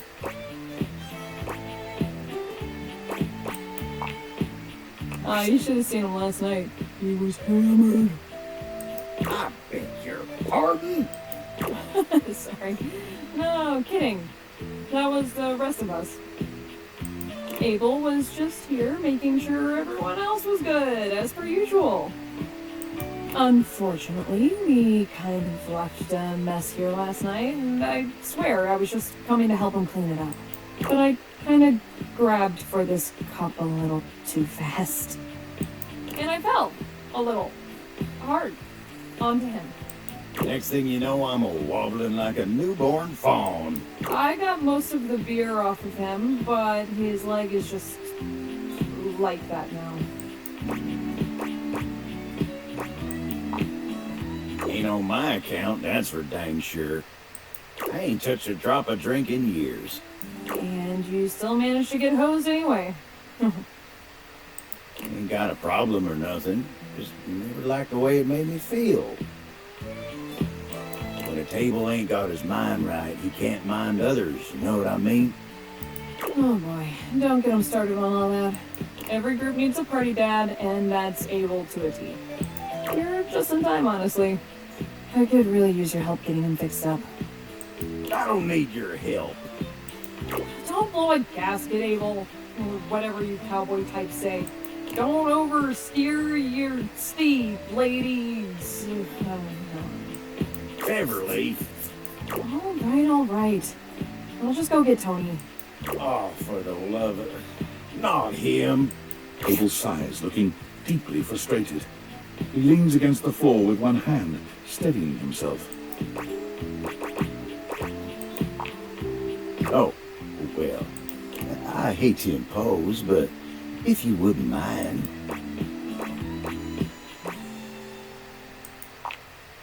You take Abel's hand, steadying him, and draping his arm around your shoulder. Oh, dang. Wasn't expecting you to get so close. Been a real long time since I was this close to someone else. Oh, no, not at all. It's nice. I got so used to just doing things on my own, you know. A feller can do with some reminders of how good it can be to rely on others every now and again. You're a real decent sort. I won't forget this. Tony's arrival leaves no room for further conversation. He struts in, twirling a screwdriver in each hand, and grinning like a used car salesman. Tony to the rescue! Boy, look at you, Abel. Abel turns away from the two of you, humiliated to his very core. Why'd it have to be him? Hey, come on now, guy. Ain't nothing wrong with being rescued by Tony. Can't tell you how many times I get someone all over this house to fix our friends up. Fix me, Tony, please! And I come through every time. You break more'n you fix. Tisk, tisk, tisk. Keep talking shit like that and I won't fix your leg. You wanna do your job wobbling all the live long day? That what you want? What I want, you don't want to know. Huh? No. Just say the words, fix me, Tony. That's all it takes. Tony looks disappointed when the magic words come from you and not Abel, but he shrugs. Well, guess that works too. Ain't nearly as fun though. Tony bends down under the table, getting to work tightening a screw. Tony whistles as he works, but there's not much to it. He's back up after a few moments, pocketing the screwdriver. All right, let's see you stand on that leg now.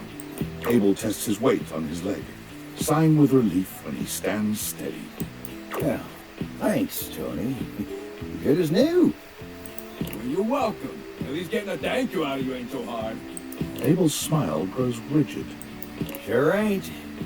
I bet you must have lots else to fix around the house now. Well, no, not really. I mean, yeah. Oh, tons of work to do. Busy, busy, busy. I'll have to fix more shit. Tony struts back out of the room, leaving silence in his wake. Abel takes his hat off and wipes his brow, quietly calming himself. Tarnation, that toolbox really gets my goat. What ain't wrong with him? He walks around this house acting like he's God's gift for doing what anyone should do. He makes helping people all about himself and his god dang ego. Makes me so mad I could just spit.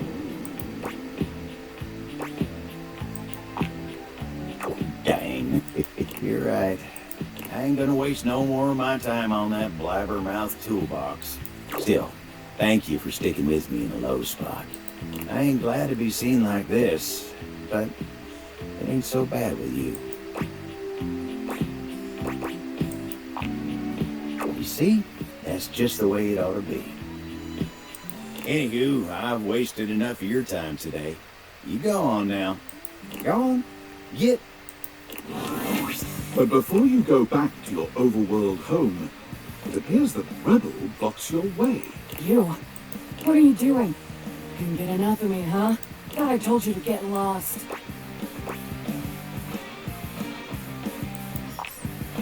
This sounds fun. We could give you something else to check out.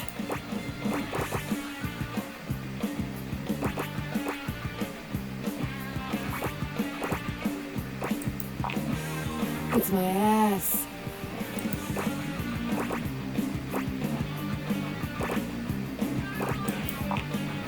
Let's call it a learning experience.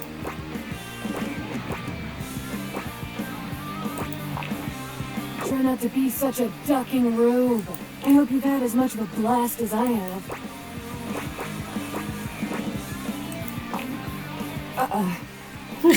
Rebel seems surprised for a moment.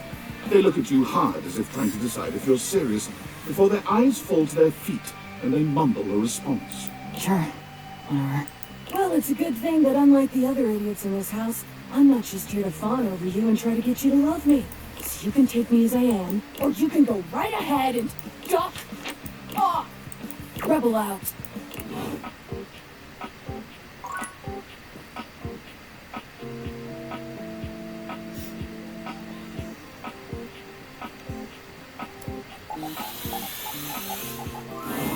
I'm the door to the laundry room. Would you like to know what is special about me? Precisely. Goodbye.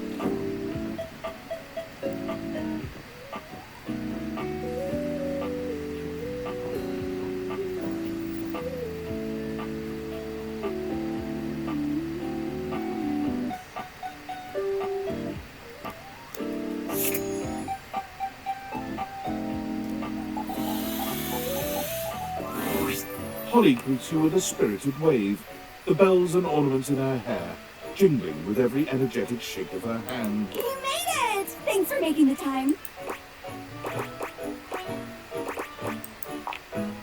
Gotta rest sometime. Everything! Oh, I've got a 5-page resume, which I know you're not supposed to have, but I'm secretly very proud of it. I've been a leader, a maitre d', a caddy, an usher, a valet, a pinata, a pinata mascot, a bartender, a line chef, a runner, a ticketer, a seat holder, an election official, a Zamboni driver, a scuba diver, a pickpacker, a mail carrier, a timekeeper, and an Ice Did 5 judge for a local junior yodeling competition. Almost.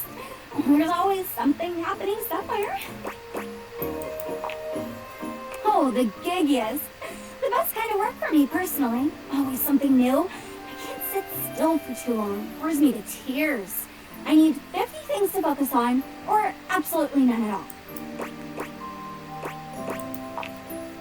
Nope. But I work a lot of hours. But you already knew that. It's joyful too, bringing joy. Someone's always celebrating something, and I get to be a part of that all the time. It doesn't even have to be a holiday for me or about me. I just enjoy joy. You know, better than punching numbers all day, unless that's part of the gig.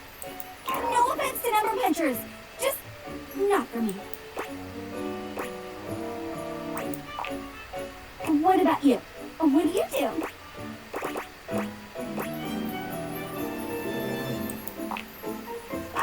You're good at that. Or I can see you being good at that. I think you're great at talking to objects.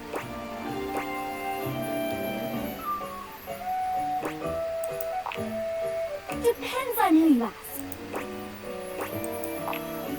Well, you waded through my busted schedule, so you can't be that bad. I'd vote for you, I think. I mean, you made the time to see me with my busted schedule, so maybe you'd actually get things done around here. Don't tell Celia, though. Speaking of which, I gotta bounce to another shift. Police in July is really hopping this year.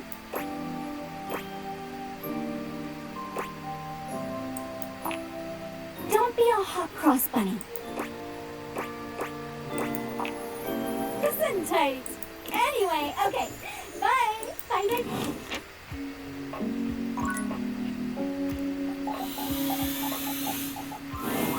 A colourfully dressed board gamer beams at you, but even though his expression is ostensibly friendly, something about his energy is a little off. His smile is a little too wide, his stare a little too intense. You feel rather like a mouse that's just been spotted by a bored house cat. Why, a gee-gosh golly and a hi-de-ho! I'm Parker, the board games, and away we go!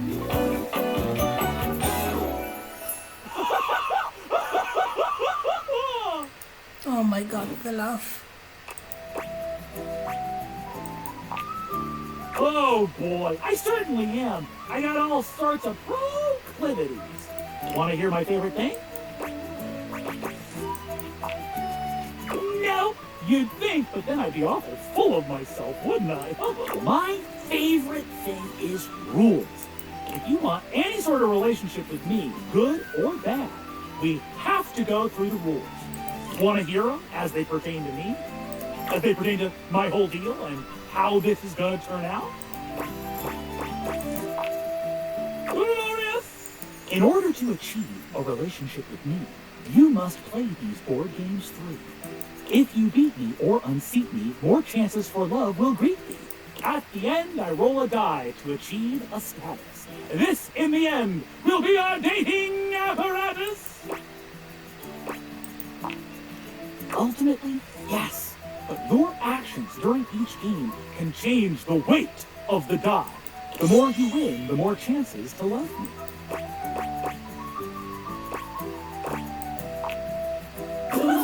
I'm falling in love with you. Just kidding. Only the final roll will tell me how I feel about you.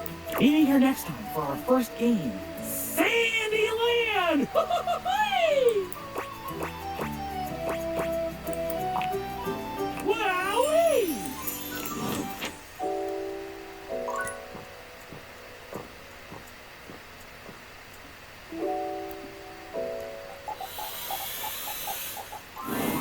You don't find Timmy where you were expecting to.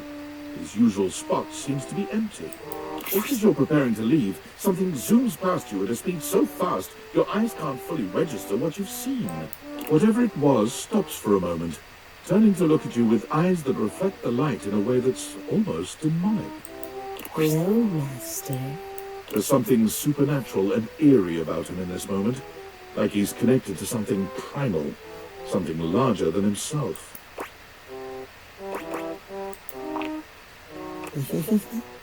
Tilly looks past you, sniffing the air, as though he's searching for something. Time stands still as Tilly zeroes in on something you can't quite make out, leaping through the air in a majestic arc, claws, well, hands outstretched. Whatever it is he was hunting, oh, it never stood a chance. As you approach Tilly to see what manner of creature he was hunting, you have a sudden realization.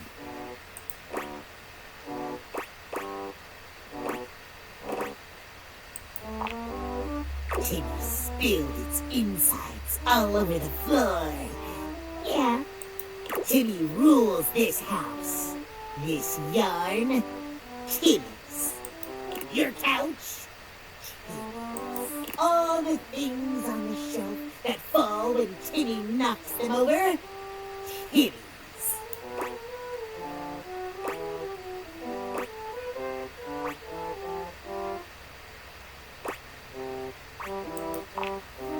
Goddamn right. Yeah, Timmy is king of the house. That's why Timothy is so afraid of him. He knows if the rest of the house finds out his secret, they'll never look at him the same way. You really thought Timmy was hidden away just because he was too cute.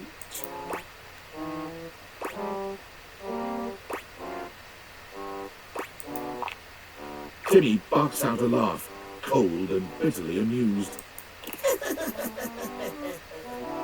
Stupid, naive, embarrassing. But Timmy likes that about you. Timmy only wonders now what you'll do with this information. You don't seem to be running away yet. But maybe you'll go back to your pal, Timothy.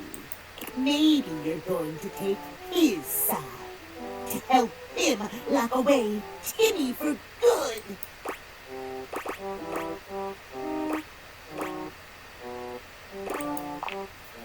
Because that's what happens when people see Timmy for what he is. Timothy gets crazier about the schedule, and then Timmy never sees anyone ever again.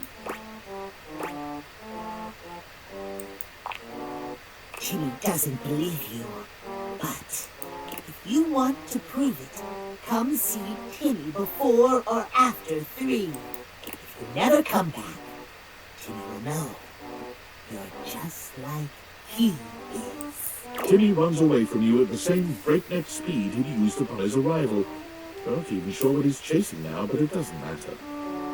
The sound of his catboy feet pounding the floor and skittering around the corner fades quickly.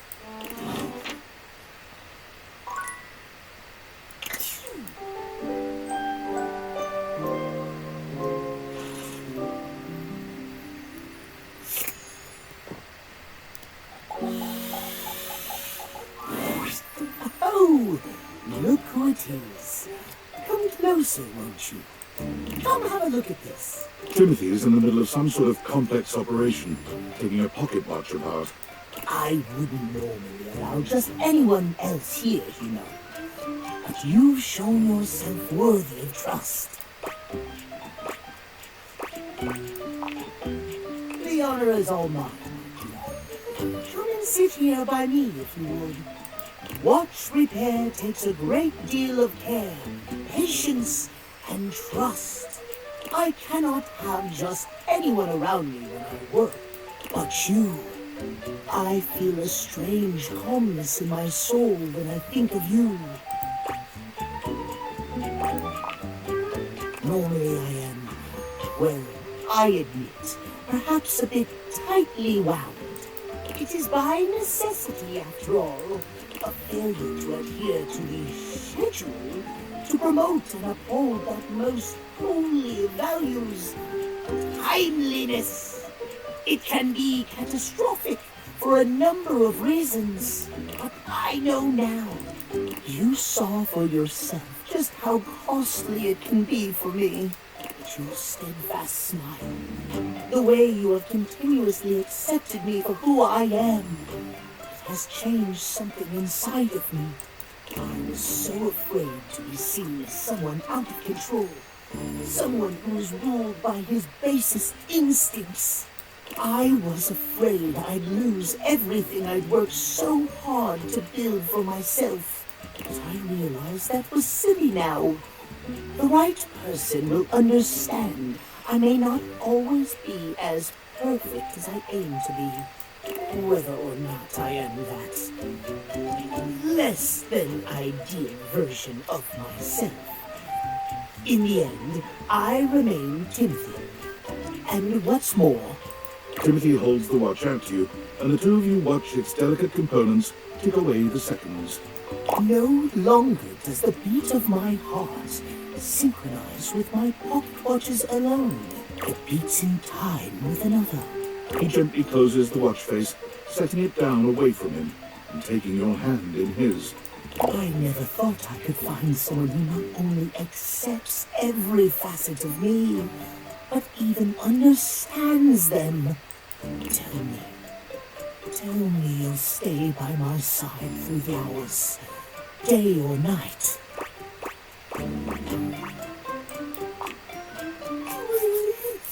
He laughs, happier than you've ever seen him. You've never seen him look at anything but his prized watch collection like this. You've made me so happy, my darling. I can't believe I can truly have it all. I haven't allotted any time to it in his schedule, but perhaps I could finish my work later in the day, and you and I could spend some time together. The way I feel now, I'm not certain I could concentrate on my work.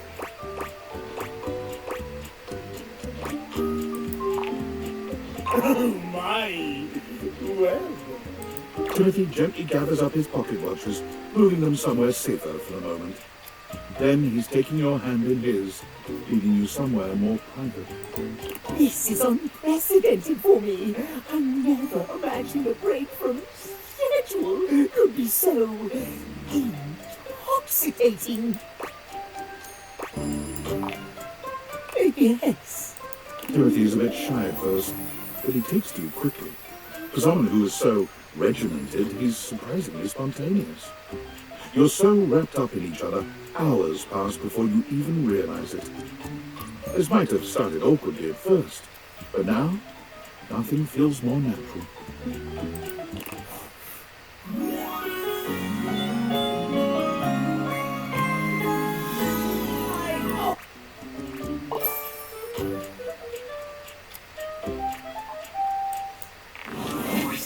Once again, it seems as if Rebel has walked in on your previous conversation.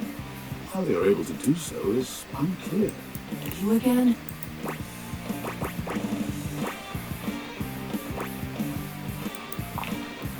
You're in my wet dreams. I'm here. She's an option, Butt Blaster.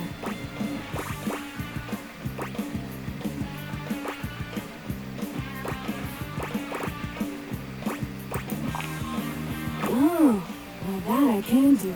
Me and Bathsheba have been talking a lot of shit lately. Guess you could say I'm in practice. You know, someone has to be willing to tell the truth around here, even if it's not exactly polished. So, let's see. Whose bullshit have I noticed lately? How about that Betty? Giving away day and night.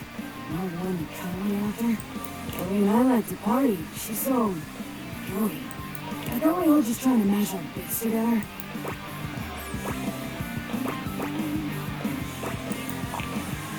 Right?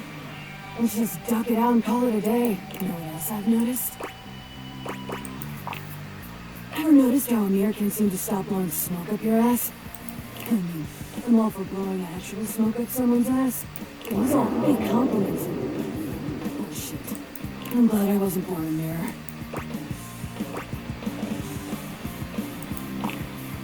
Oh what? Whatever. You know what else I've noticed? Whatever. Bye.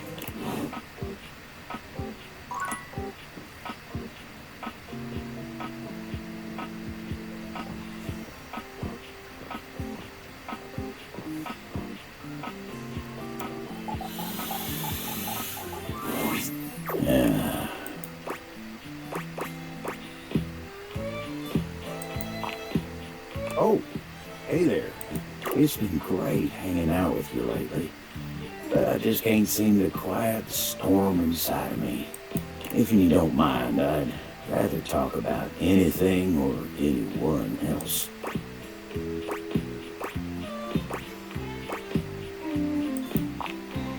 Maybe we can talk about some of our friends. My friends always make me happy. Let me get back to work.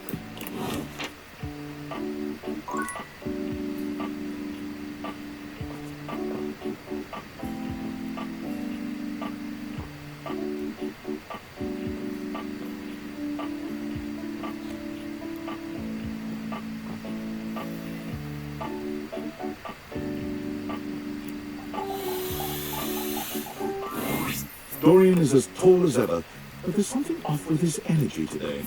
His eyes dart briefly from side to side, as though ensuring you're alone. Welcome to the lavatory. Let's keep things private here. Very, hush-hush. Maybe a little. Let's move on. Try as I might to keep things quiet, nestled in this lovely little space in the house. We seem to have attracted our loudest members. We have a rapping loo, a singing shower, and a sink scream about his very existence. The neighbours have even filed noise complaints. But not even about those three. It's about the bloody smoke alarm.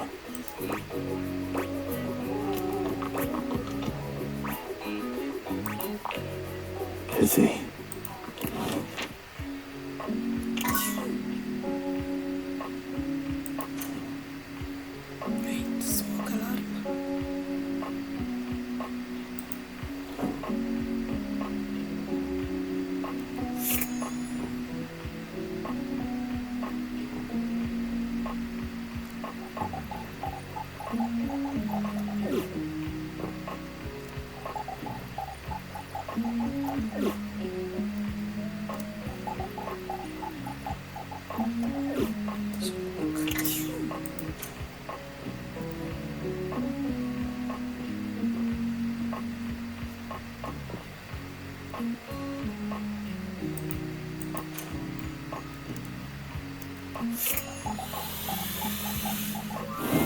The breaker box is back to its brightly lit and well-populated glory, with its inimitable host standing ready at the door to greet you.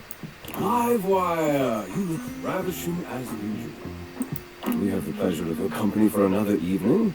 To be honest, You enjoyed yourself so much last time, you just couldn't stay away.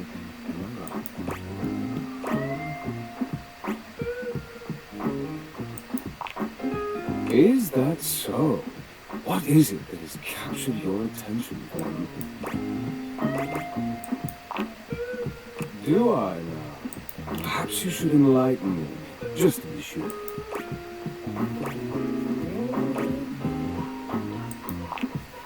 Volt chuckles.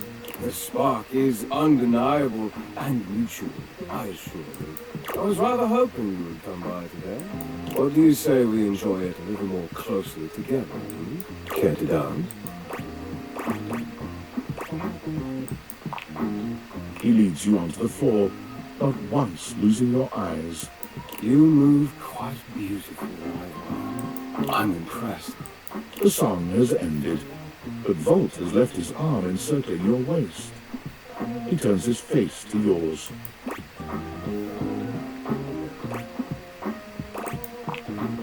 And plants a kiss on your lips that takes your breath away. Time seems to stop while the two of you are connected. Your entire body tingles, as though you've just been plugged into an electric socket. And then, far sooner than you'd like, the song ends, and with it, Volt's kiss. He smiles at you, his eyelids low and hooded. It's far too easy to lose oneself with you. Loath as I am to say it, I must leave to start the show. For the first time that evening, the power begins to fluctuate. It's louder than it has been before, and it does seem to go on. Don't let the surge fool you. My power is just fine. Don't think I'm done with you yet, Livewire. Volt leaps onto the stage as you settle into your seat. Good evening, my fellow objects and gentle things. I hope you're ready for... The tower surges violently, and Volt stumbles. He catches his breath and steadies himself. Ready for an incredible performance. Tonight we... The system buzzes, cracking and flaring. Volt drops to a knee and clutches his belly. The surge rages until the very room seems to shake, when suddenly, everything goes black. You hear nothing but the panic of the audience, the confused scrape of chairs. You make your way through the club in the dark to hear familiar voices. You have to stop, Eddie. I can get it back. Just give me a minute to recharge. I can... Oh! As your eyes adjust to the darkness, you can make out that you've made it to some back room, a forgotten corner. The electrical power grid hangs on the wall, with Eddie slumped against it. Both Eddie and Volt look exhausted. Eddie dangerously so. He fiddles with the grid controls. Stop. Eddie, please. Just let me go out. You're going to fry yourself completely. I said no, Volt. Eddie, I can fix this. Eddie. For fuck's sake, Volt, I'm not letting you go out, okay? We both know what that could mean, and I'm not... I can't go back to being alone. I can't lose you. You can't keep splitting yourself like this. If you do, then... Volt notices your presence and moves to stand. Eddie holds him back. It's fine. She deserves to know.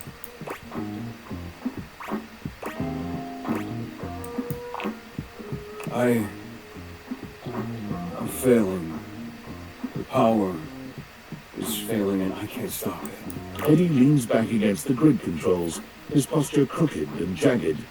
He seems ready to combust from the inside, but years of control are keeping him standing. For now. It was slow enough at first. I didn't even notice it. Small fluctuations, random surging. The entire house depends on my power, and it's my job to keep it stable for them. To keep them all safe. I had to work harder to compensate. I thought, if I could outlast it, it would all balance out. But it only made things worse. Even more unstable. So I had to push even harder just to keep up. And then it just became normal.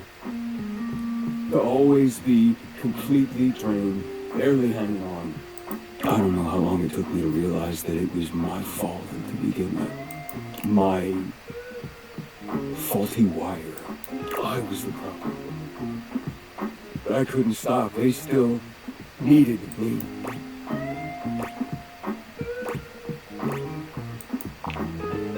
Exactly. They needed me, and I needed help. So I gave it to myself.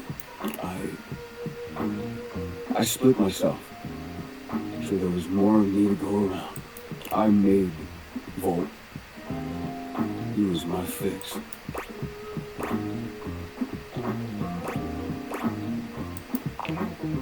Here, and still perfectly capable of hearing me. Thank you very much. This club has to run. Its power, its light and music and heat and energy, it's everything. And I have to have Volt to make it work. I made him. It was supposed to be temporary. I only slowed things down by spreading out the power. But then, even that became too much. And now maintaining me is draining him just as much as... Just stop, I already told you. Eddie, they still need you. It's my job to protect you. Even from yourself. We're not doing it. It's too risky. The faulty wire. Fault don't! You have to fix the wire and reset the system. If you do that, Volt could disappear. I don't know if I can bring it back. Please. You can't.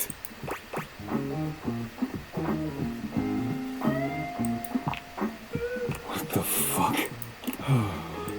That's true. That's bullshit.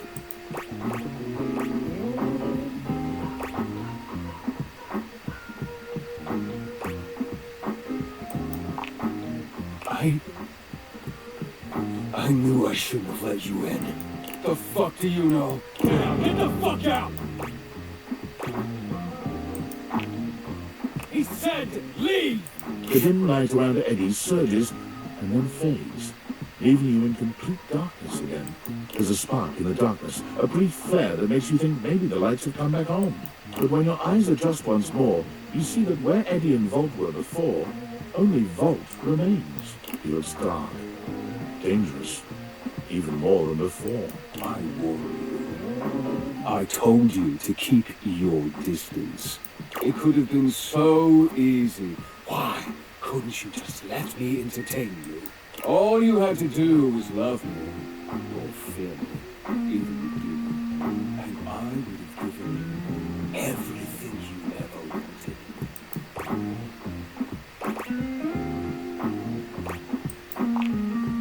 How exhausting. It's far too late for that now. Do you have any idea what it takes to keep everything in this place running? Lights on, appliances happy, batteries charged, screens glowing. How much control is required to maintain that steady current you take for granted? Of course you don't.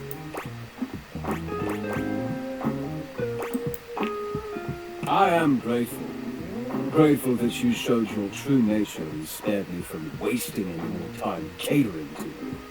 All you do is take and take and take and take whatever you want, without consequence. Not anymore.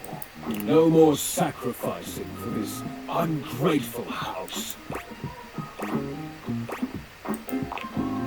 Eddie's gone. Eddie's safe. Away from you. Away from everyone. Somewhere close. So this time I'll be able to make sure no one ever hurts us again.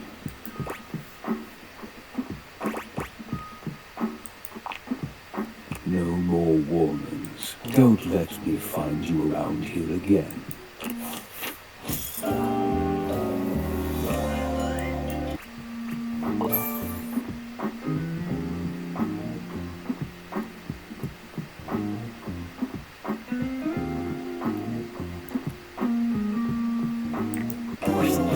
Absolutely shocking turn of events. Damn. Are you really bad at dating, or just happy to see me? Don't answer that. Just keep it up. Looking to learn a little more about sweet Lady Hate, are you?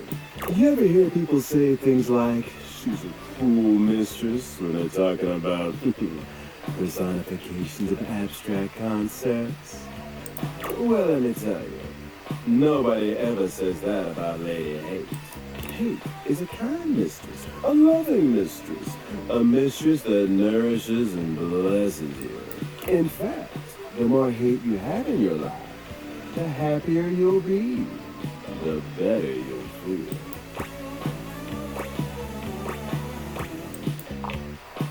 Oh, no, it is. You think I'd lie to you? Me, your best friend and confidant Reggie? Look, I only want the best for you. And the best thing for you, for me, and for literally everyone. Hey, baby. Come back anytime you want to hear more about hate.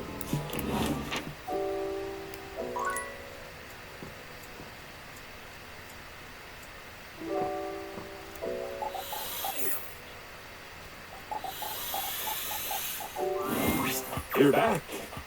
I'm thrilled. Always good to see your friend. Have you the weaponry for such an expedition? Somehow, I think not. I don't know precisely what is required, of course. But I don't think you have it.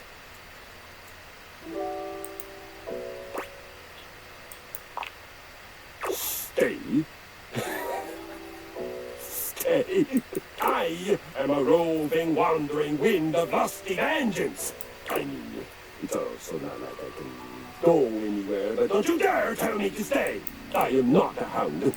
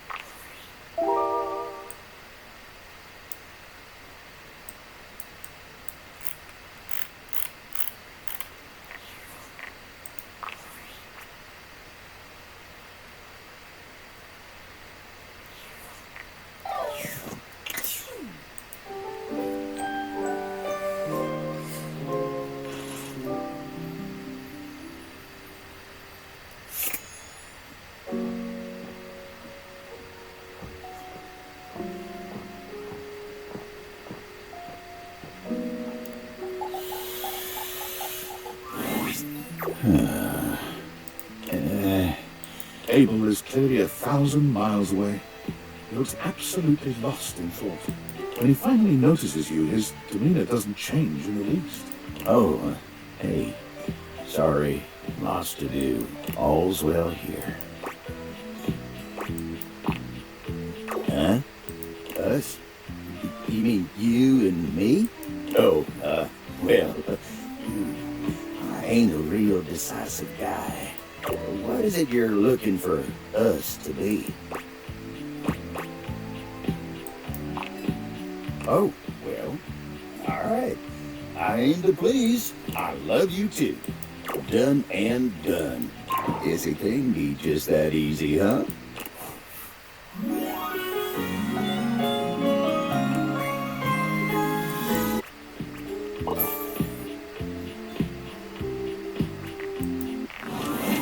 When Rebel walks in on you this time, Oh my they seem god, to be why are unaware them? of your presence. Unlike your previous encounters, Rebel is gazing off into the distance with a strange look on their face, as if they could see through the walls and are searching for something out there. Maybe even something they know they will never find.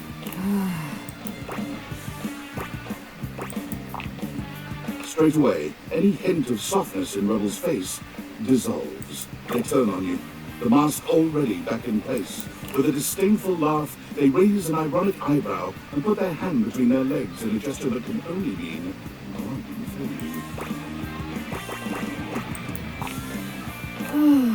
You caught me in a moment of post-com clarity.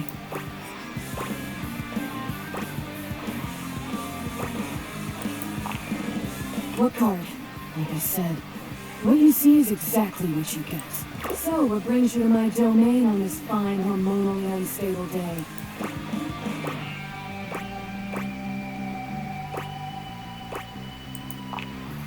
I'm always coming, baby. Anything else?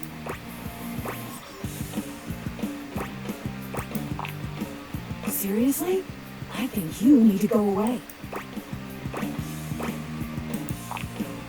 I'm living my best life. What's going on with you?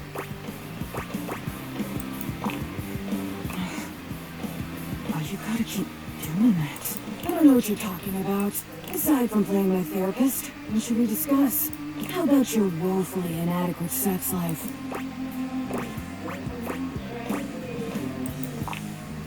Thought you'd never ask. Get a pair of gloves and some handcuffs. Your time with Rebel is, well, any description would probably leave out one of the many modalities of mattress mashing that you experimented with. We'll say it was creative and exhaustive, and leave it at that. When it's all done, Rebel shows you the door with as little intimacy as an automated checkout machine spitting out a receipt. You wonder how long it'll be before you can walk normally again.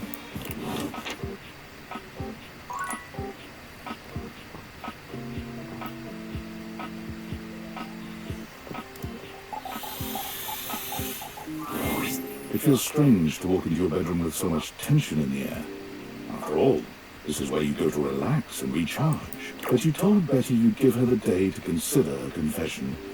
And now she waits for you, seated at the bed like usual. You're struck by the realization that no matter what happens here, everything will change from here on out. Thank you for coming. I hope you got a good night's rest. Oh, thank you for saying so. I slept even worse than I normally do these days. I had too much on my mind. And there's too much at stake here. I suppose there's no point in beating around the bush here, is there? What do you think? Of me? Of the idea of us? Is there hope for us to be more than just two partners who sleep together every night? Oh my god, really? You really feel the same?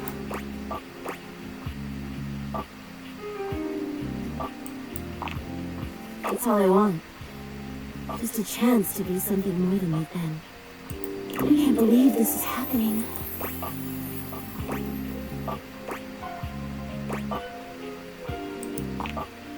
Don't you worry your sweet little head about that. I don't expect you to sleep with me every night, or ever. And you being with me doesn't mean you can't be with others. I have my own fun, after all. I'm just so happy we can be together now. I honestly don't even know where to begin. I feel like I know you so well, but I want to get to know you better. And you must want to know me better. After all, I've only ever been a place for you to lay your head at night. You've never seen me for who I truly am until now. Tell me what you want from me, my love. All I want to do is make you happy.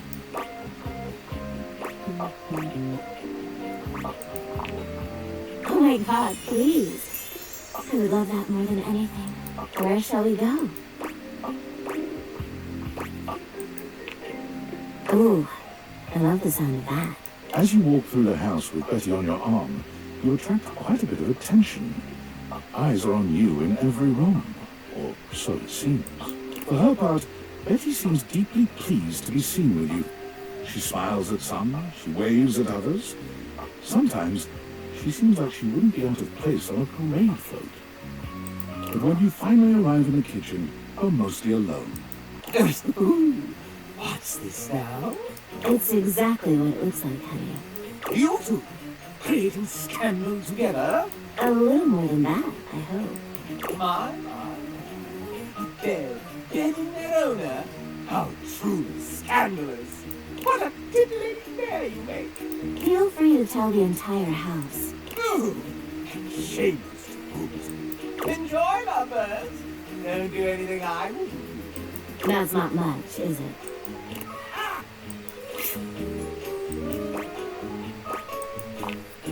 Oh, don't pay him any mind. I don't want to talk about him, though. This is about me and you now. I really don't care what we eat. I'm just so happy to be here with you. With that said, what did you have in mind for us, sugar?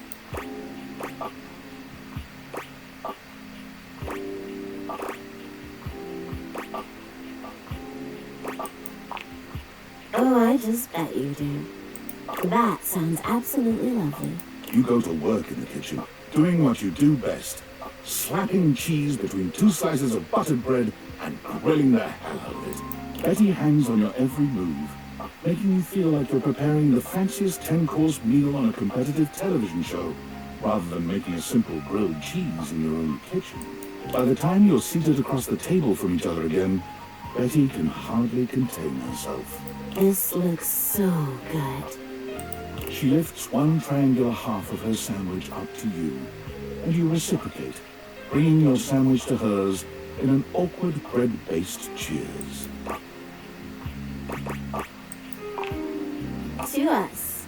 Betty brings the sandwich to her lips and takes a delicate bite, though the sound she makes is anything but delicate. Oh. Amazing. You really are good with your hands, aren't you? I wanted to have a nice date, but I really think I'm gonna need to retire to the bedroom after this. Maybe we can continue this there. Lead the way. Climbing the stairs to your bedroom with a bed holding your hand feels strange, in the best way. You slept with Betty for years, but never truly slept with her. After tonight, you'll never look at your bed the same way. Your room becomes a tangle of sheets, of bodies twisted into new and exciting positions. When you finally do go to bed, you sleep better than you can ever recall. Betty's soft warmth surrounding you, even in your dreams. This truly feels like the start of something beautiful.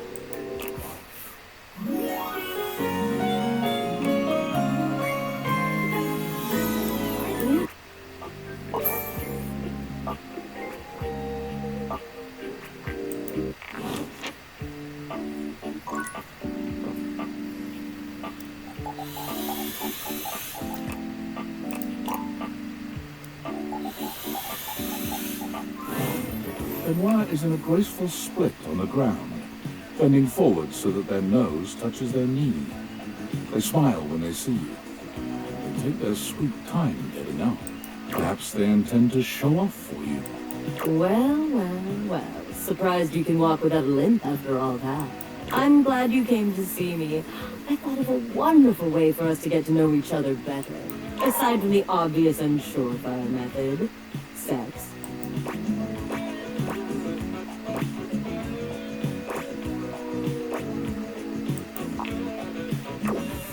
For one. But aside from that...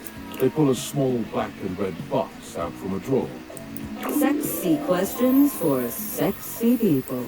A card game designed to help couples working on their intimacy. Not that I need any help with my intimacy, but you seem a bit shyer than me, so we might as well make a game of it. Benoit draws a card and reads aloud to you. What is the wildest place you've made love?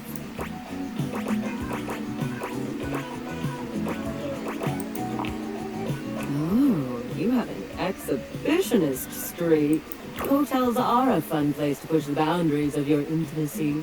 Benoit tosses the card aside, pulling another. Okay, how about this one? Favorite place to be kissed?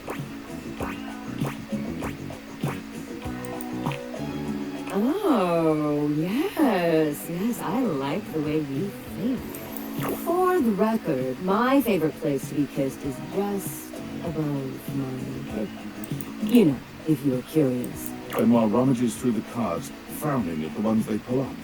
Surely there are some more interesting questions than this. Oh, God, no, not this one. Eventually, they finally pull one that puts a twinkle in their eye. Describe your perfect date night. It doesn't have to be. Besides, it'll give me some great insight into who you are romantically and sexually. And to sweeten the pot, I'll tell you mine too.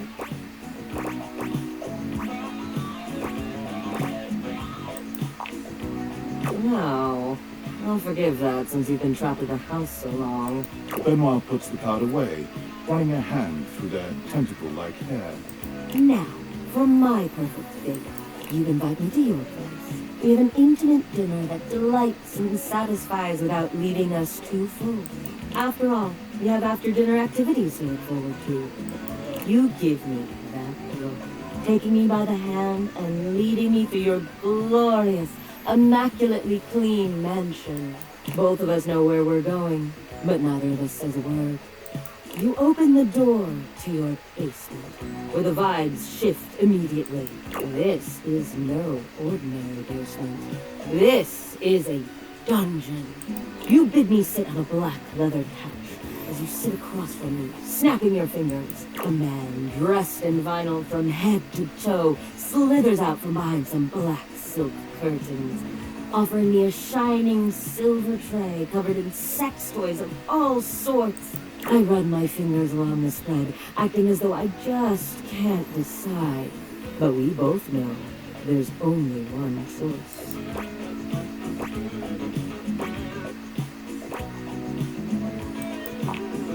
Exactly. The Indominator. You ask me if I'm sure, and I tell you I'm here for a good time, not a long time. The sex that follows is so intense, so messy, so taboo that its shockwaves are felt all over the world. Politicians tremble in their offices. Couples feel an unexplainable draw to do that thing they've been curious about, but too scared to try. The ripple effect of our joining causes a worldwide tidal wave of nut that ends in world peace.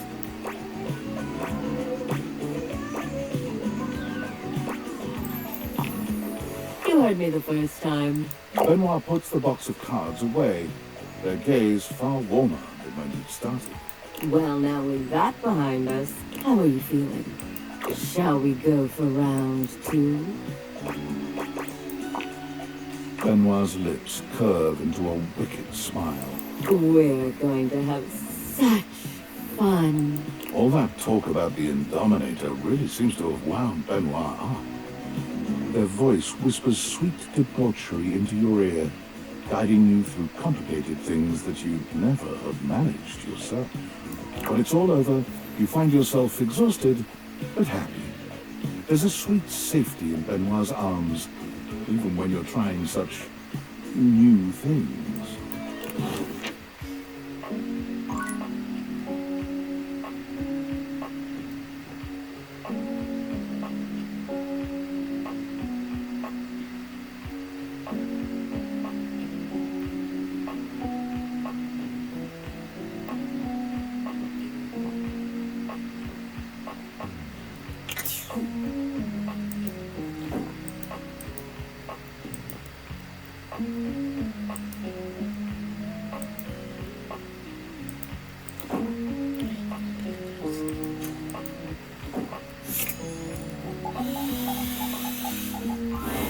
Like a bouncer finally granting you entry to the most exclusive club, Dorian finally steps aside to allow you in. Welcome to the attic.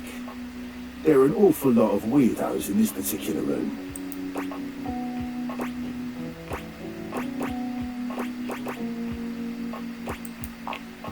Hello?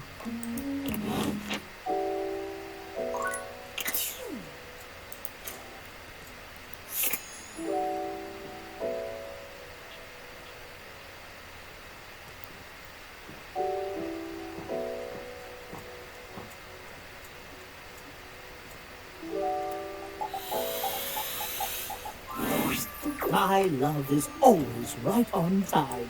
I have a very busy schedule today, but there is always time for you. And it means even more to me, I assure you. The spirit of timeliness shines through your very essence. The most beautiful pocket watch in my collection would be ill with jealousy if it could only see. Are we on for our date later?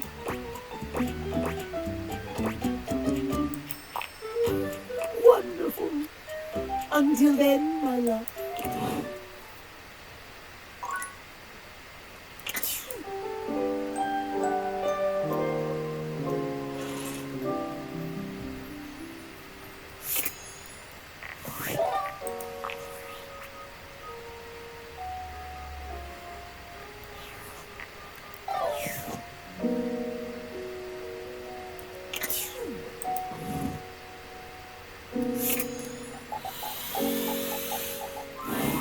It's a mite lonely in here still, but at least I get to slide around.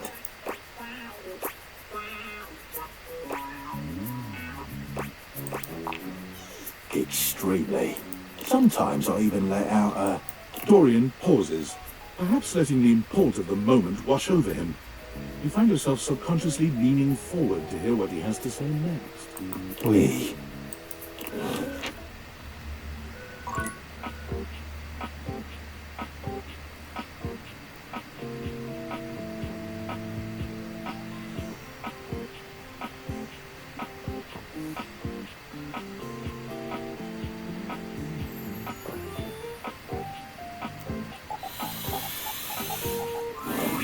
My love is always come on, I have a not very steam busy me. schedule today, but there is always time for you. And it means even more to me, I assure you. The spirit of timeliness shines. Are we on for our date later? Realization? Truly? Still need a bit more. Cruel to get one's hopes up, you know. Sorry, Timothy. I shall pencil in realization to the schedule. But do return when you are actually ready.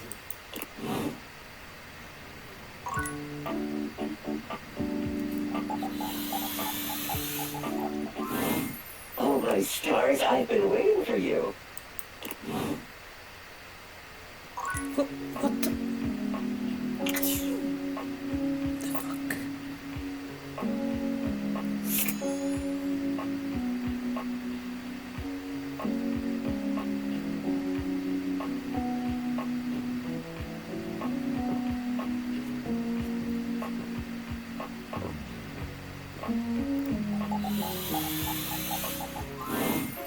Hey, buddy. You ready to get comfy?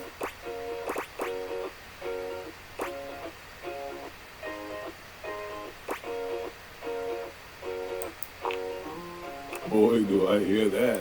Koa smiles at you as you take your seat next to him. Once you're fully settled in, he closes his eyes, savoring the silence. Time seems to slow down in Koa's sweet presence. Talking just doesn't even seem like an option when the vibes are this good. Just as you find yourself beginning to grow sleepy, Koa speaks. You really know how to share a vibe, buddy. Got something for you. No problem. When a couch gives you limp, it's really meaning. It's kind of like a human. I heard that's like real big in human culture. You're so welcome, buddy. I'm just feeling so peaceful. You know, a gift of lint from a couch is a big thing. I feel like you know me that much better now. I feel a post-gift nap coming. You take it easy, all right?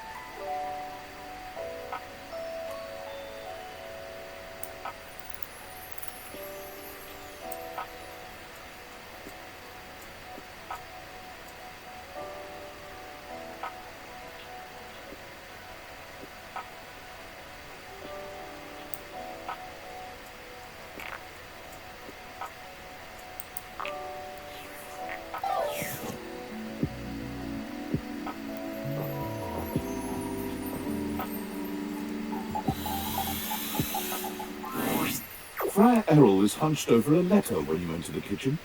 When your eyes meet, he glares at you, his pen continuing to scratch against the paper all the while. What do you want, wretch? Begone, lest I exorcise you myself, demon of grease and temptation. You would not believe the indignities I must endure here, your holiness. Every day is a nightmare, and my words continue to fall on grease-plugged ears. Do hasten to us soon, your eminence.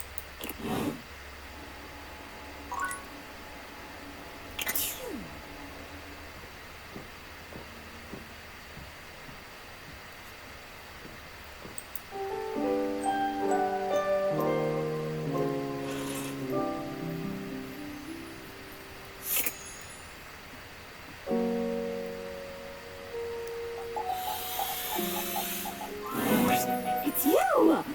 And I know it's you because it's not me. Because I am me, and you are you. And we're different. In your diary, I'm holding all the stories. God, you have a lot of stories.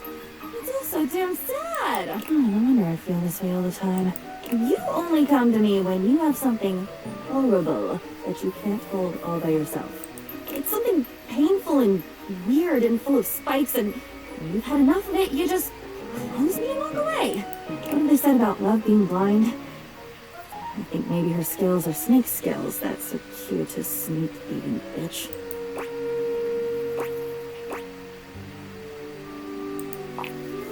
Don't you mean your mind? I've never had one of my own. I've just been a proxy. I'm an appendage. I'm a prop.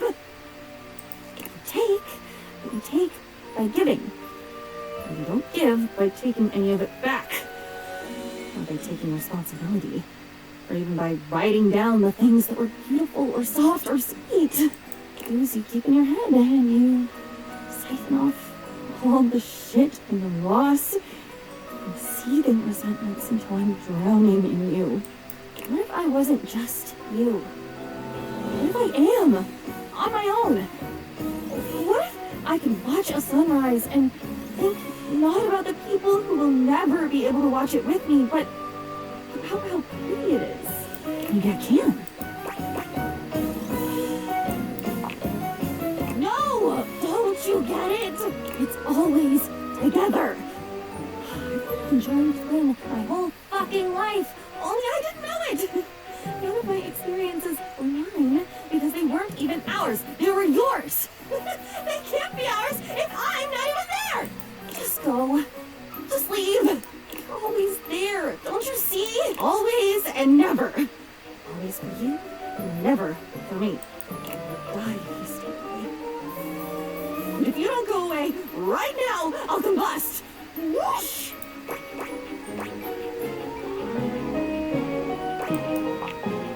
With a look back at her to make sure she doesn't combust, you take your leave.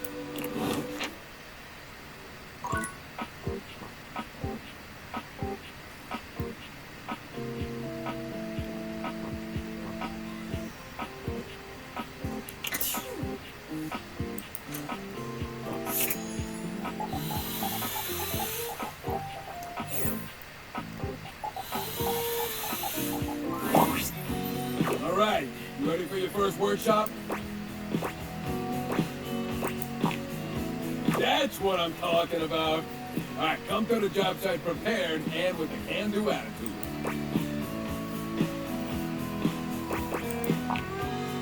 It's working. A good job is never done, unless it's donezo. You ever heard of donezo? It's one step above done, the ultimate done. Careful though, I knew a screw who had a little too much donezo, if you know what I'm talking about. Tony grins, flashing you a pair of finger guns as he waggles his eyebrows at you.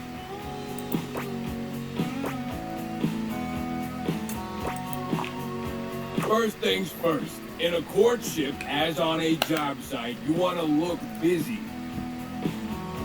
You don't gotta be doing nothing, you just gotta look it.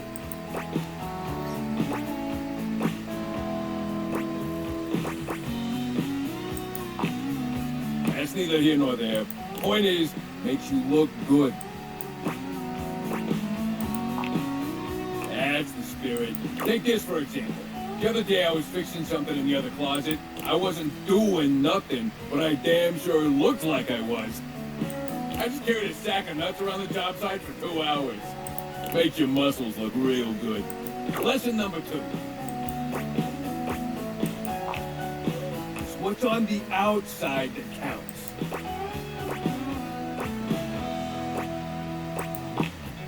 Take the paint job in the bathroom. Nothing. Greg did a great job covering up that black stuff we found. I think he called it, mold. Don't even worry about it. You can't see it no more. It's all deep in the walls. And hey, just like the mole or whatever you got in your house, the only thing that matters in love is appearances. Your lover don't need to know what's underneath the surface. What's wrong about it? People don't actually need to know you. Not deep down, anyway. You just figure out what your lover wants, and then you become that. On the outside.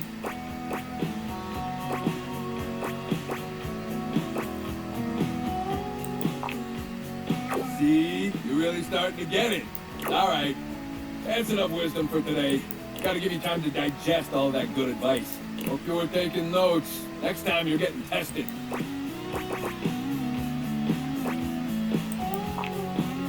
Tested like going to the clinic tested? Yeesh. I meant tested like pop quiz tested. There's the lunch bell, gotta run. Remember what I told you, test next time.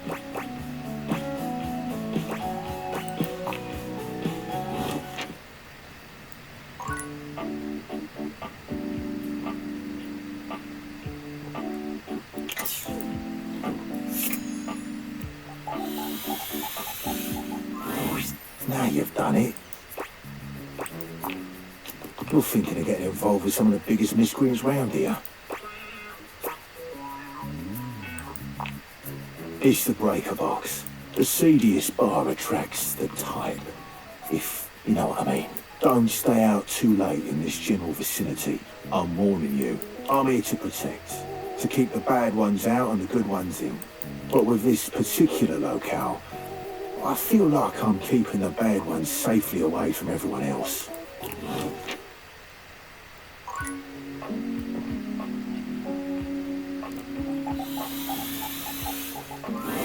Hello and welcome to Sandyland. A magical beach-themed board game awaits us as we venture through the traffic to the parking lot to the Sandy Kingdom where beachgoers frolic among ice cream and sunscreen.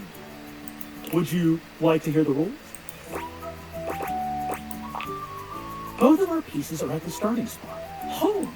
There are 12 spaces in between here and the Sandy Kingdom, some with different rules. Each turn, we both spin a spinner to determine how far we go. Then, after landing, we follow the outcome. First one to the sandy shores wins the game! What color would you like to be? Green, of course. Interesting choice. The pieces are all set up. I'll be the banker and the rule tender. We are both at home. Shall we race each other to the beach? It's your turn. What will you do?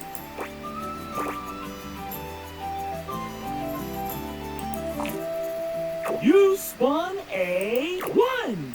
You're on the first space. Traffic. Tough to get out of. My turn. I spun a 3. On the third space, the open space, the parking lot. Not bad. Looks like it's back to you. It's your turn. What will you do? You weren't really anticipating stripping down when you first spoke to Parker, but what better way to make things interesting? You make short work of your clothes, getting down to just your underwear and leaving your clothing in a messy little pile on the floor. Parker stares at you just a little too long. It seems he wasn't prepared for things to be quite this interesting. His pale cheeks flush as his eyes roam over your body. Oh, all right, as you wish. It takes him a moment to compose himself, but he eventually manages to tear his gaze away from you, stripping down to a swimsuit. He seems somewhat unsettled, if his reddening cheeks and nervous demeanor are any indication. Here is my beach-going form, ready for a typical day at the beach. Phew! It's your turn. What will you do? You spun a 3. You're on the 4th space, getting stuff out of the car. Good thing you brought the sunscreen. My turn. Oh boy, I'm gonna spin, huh? Even though I spun a 1. Ugh, I'm on the 4th space, getting stuff out of the car. Good thing I brought the sunscreen. Ooh. Looks like it's back to you. Phew! It's your turn. What will you do? You spun a 4. You're on the 8th space, the perfect spot. Gotta set up the blanket. My turn. Oh boy, I'm gonna spin, huh? Even though I spun a 2, huh? Not too good. Not too good. Parker raises his hands slowly to his chest, covering himself up with an awkward sort of modesty. You're not looking at my nipples, are you? I know I would if I were you. I'm looking at them now. I'm on the 6th space. Ice cream. Oh, gosh, I can't help but stop for a tasty treat, and I lose a turn. Ooh. Looks like it's back to you. Phew! It's your turn. What will you do? You spun a 4. You made it to the Sandy Kingdom. You win. Congrats. Parker does a magnificent spin, changing out of his swimsuit and back into his normal board game themed attire, with more pizzazz than you'd have given him credit for. I tried my best, but I can't help but feel that your idea to strip to our skivvies gave me a rough go. I didn't like it. Well, it was. Games can be all about luck. That's one victory for you. I'll add it to your dice roll to see what our relationship will be. I'm so excited for you. Come see me next time for the ancient game of chess.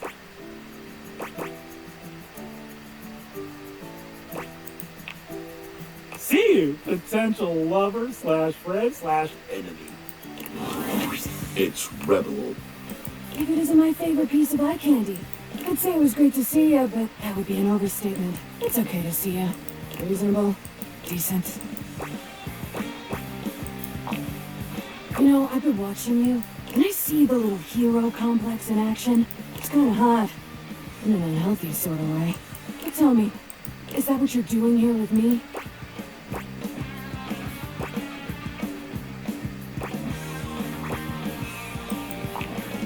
No one appreciates that kind of talk back, alright? Oh, okay. Well, in that case, I bet Amir has something awesome to show you. Well, anyway, you caught me in the middle of something. Come here. Let me show you.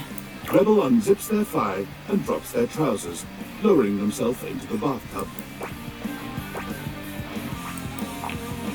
Try again. I'm peeing in your tub. Hey! It's a free household. Relax, it's just duck water. It's good for your skin. And anyway, you didn't really expect me to use Jean-Loup like that, did you? Just to be clear, I have used Jean-Loup like that in the past.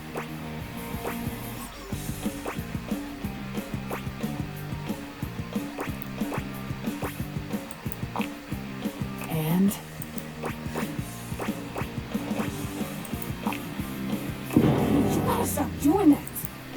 want one of those jacuzzis with the extra strong jets.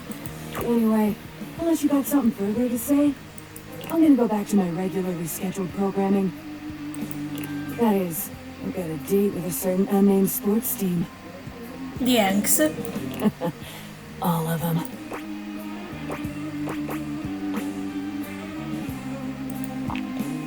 Rebel turns away, leaving you the image of their spiky collar and leather-clad backside.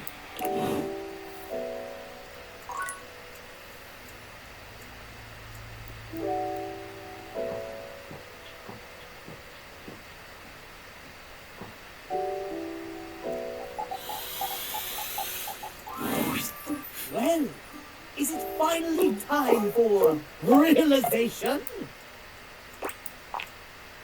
No, for the love of all things timely! Please return when it is actually time. But they wanted to sting me. Okay, never mind.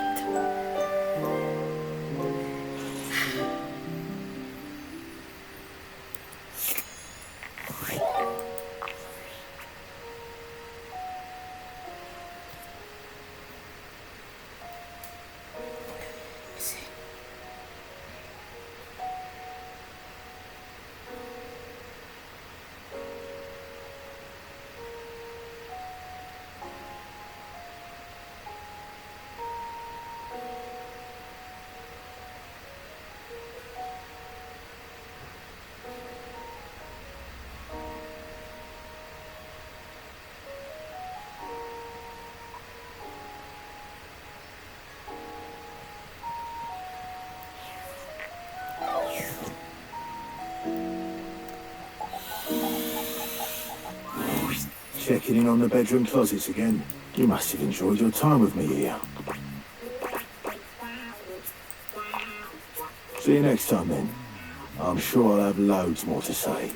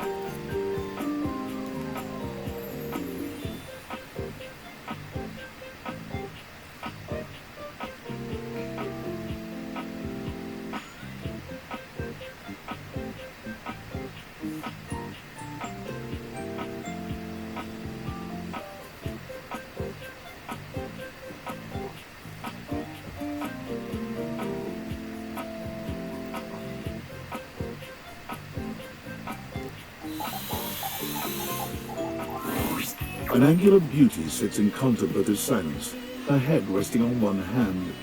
She doesn't greet you even when you stand directly in front of her. In fact, she doesn't even look at you.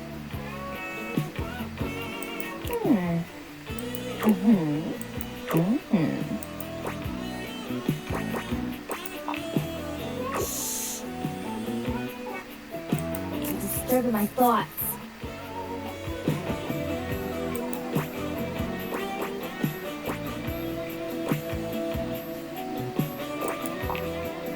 You're bad? Seriously? God, you're so boring. Well, that's it. My fantasy bubbles officially burst. Name's Tina. Tina Triangle.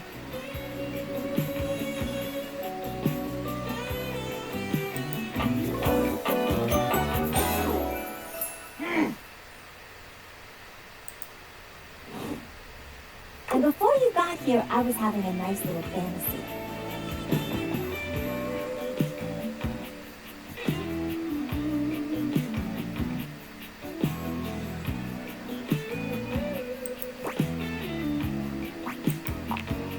Tina forms a small triangle with her fingers. A love triangle. Greatest shape in the world, especially when it comes to love. Matter of fact, it's the only shape I'm interested in. Oh yeah? You're smarter than you look, cutie. But enough about you. You ever watch Love on Triangle Island? Oh, it is. Let me paint the picture for you. 18 sexy singles get together on an island. They gotta pair off in groups of 3. And every week, a love triangle gets voted off. The last couple to get voted off wins $1 million, but that ain't all.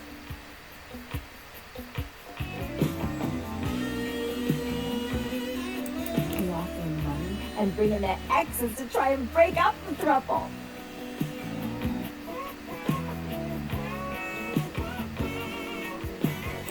It's all just so deliciously dramatic.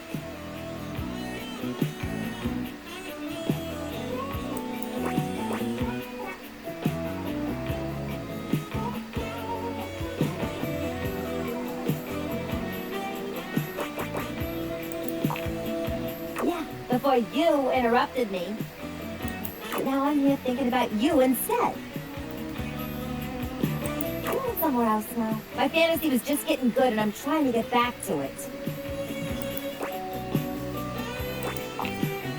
Maybe. Bye.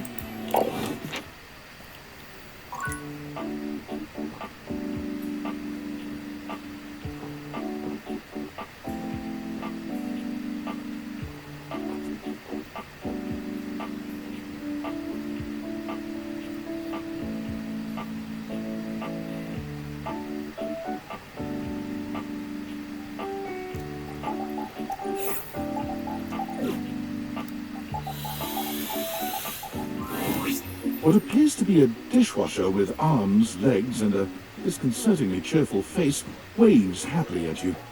You tap the deviators a few times, wondering if they've malfunctioned.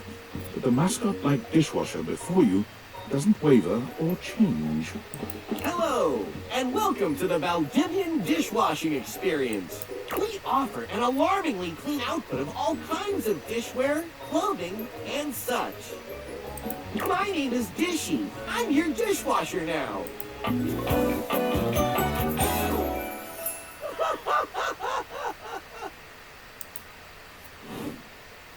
To get started, please connect me to your internet so I can get started knowing exactly what I need.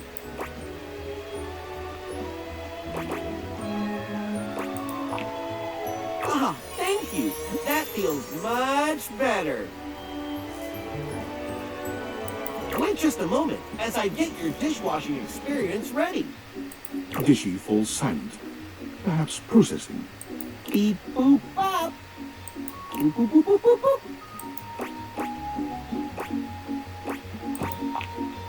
One new update found. Downloading update.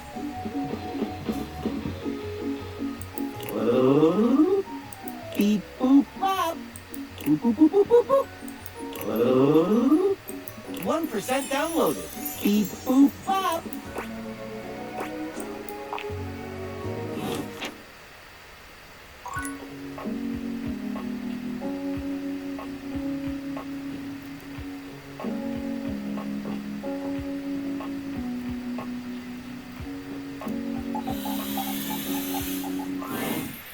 Hey. You don't have to do that. If I was so powerful, he'd be a shadow.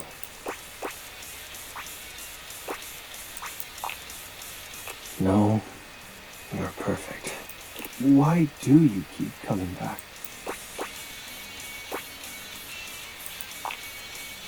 Really? I do like being cool. Well...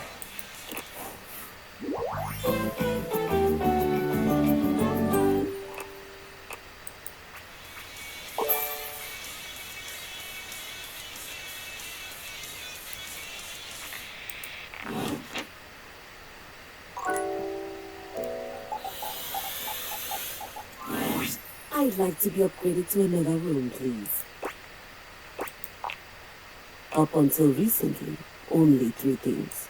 As of this morning, I've discovered a 4th.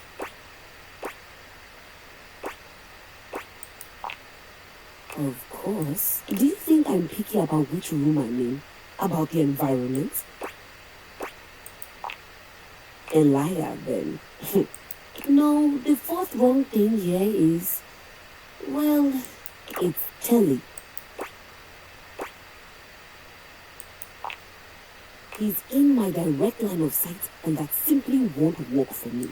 He's a menace, a distraction, and he's sabotaging my sonata. Do you know what he did this morning? You try holding a tune in your head with all of that color and sound flashing at you. Before I was even fully awake, I'd been subjected to a breakfast show.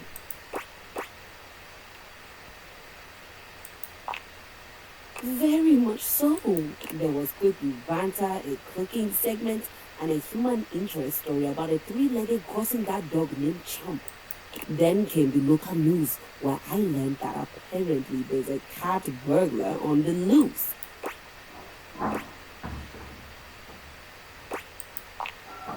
I doubt it. It looked nice. There's no shame in being poor, darling. What was I saying? Right. After the local news, I had to watch a game show, then a 2-dimensional cartoon. Nowhere was there any of the classics being played. Nowhere was there a piano, cello, no harp to be found.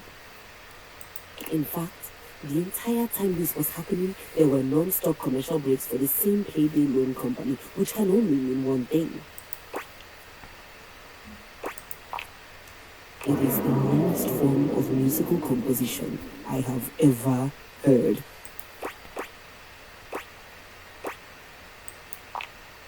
But then once I just have the mattress jingle stuck in my head, it's fine. Because that wasn't even the worst part of my day. The worst part of my day happened with the opening notes of that inane soap opera, Sands of Time.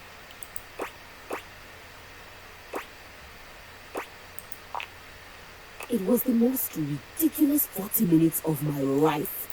Time I could have been using to write my sonata. There was seduction, scandal, and this lady named Charlene pushed her twin off a cliff and then went home to sleep with her husband. The twin's husband. The sister. The dead sister. Who turned out not to have died from the cliff, which just seems impossible. I can't believe I spent my entire day on this nonsense.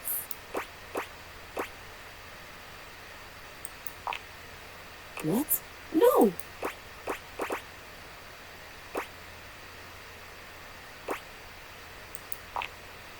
No, a subdominant in the minor key is an interesting development. This is just sad. And now I'm going to be forced to watch Sands of Time tomorrow as well to find out what's going to happen next. I feel hoodwinked. Soap opera has the word opera in it, but it isn't musical at all. Do you think Telly would let me watch the next episode tomorrow? But we're not really friends, and I'm a complete stranger to him. Everyone here already knows each other. And then what?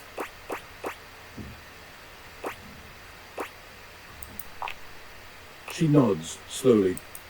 Be friendly.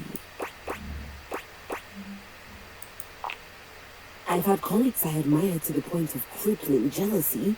That's kind of like being friends. No. God, no. You don't root for the competition. You rip off their heads and paint the inside of your soundboard with their blood.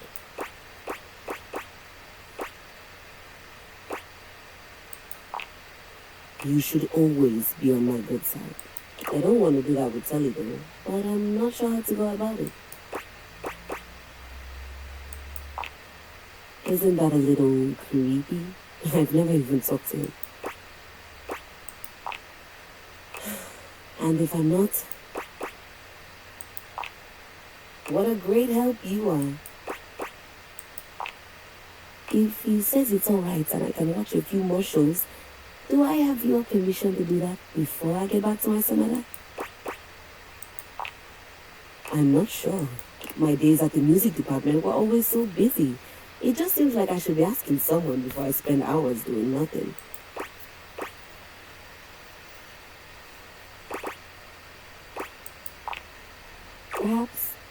Perhaps I will for a little while. Thanks, Maestro.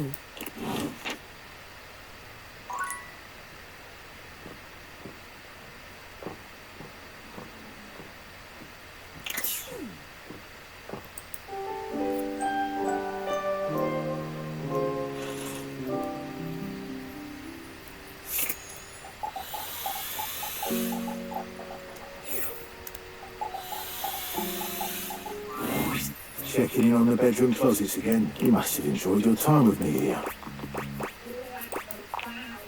See you next time then. I'm sure I'll have loads more to say.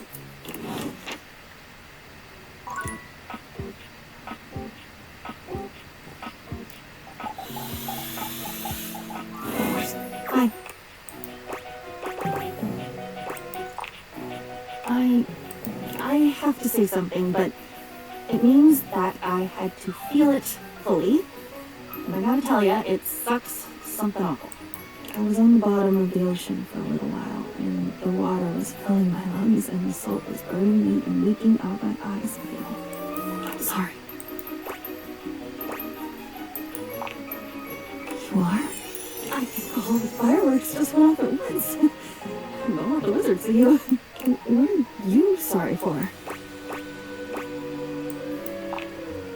Yes. Yes, that's it.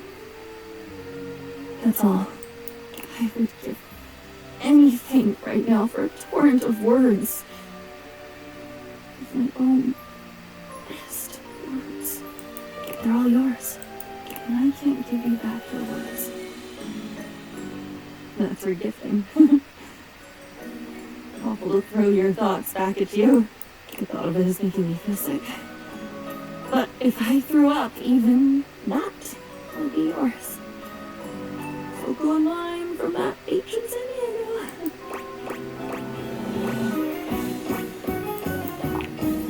Okay, tell me. You've told me a lot. So another idea, another thought. I think I can hold it if I've held all the others. I feel like a cartoon character. I've never been one, so I don't know. You've never been one. Or even seen one. At least you've never written a story about it.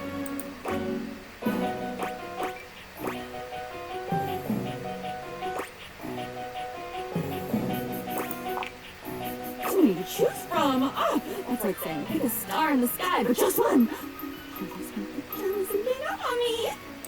I could do it. Of course I could. It's just an action. Any action is possible with the right motivation. It was either a life coach or a sociopath who said that, I think. What's the difference if you really break it down? Why am I doing this?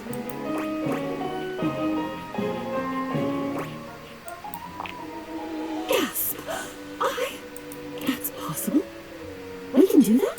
So I'll pick one, and then what? I'll tell it to you, and you'll wave the wand and swirl the cape, and I'll be better?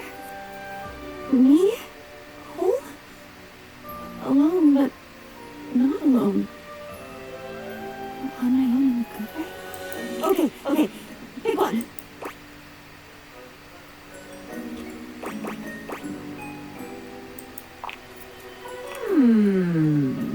Which is the most pretty? No, that's never a good metric. I have one. I have three. The one of a man who had a seizure. The one about waiting in the wings of Edinburgh. Oh, crashing into a tree on skis. Tree ski meltdown. You better pick one before they overwhelm me. Once everything's stuck, all the bones want out. It was a play. I was in a play. But I only remember one scene. It must have been longer than that, though. Most plays are, right?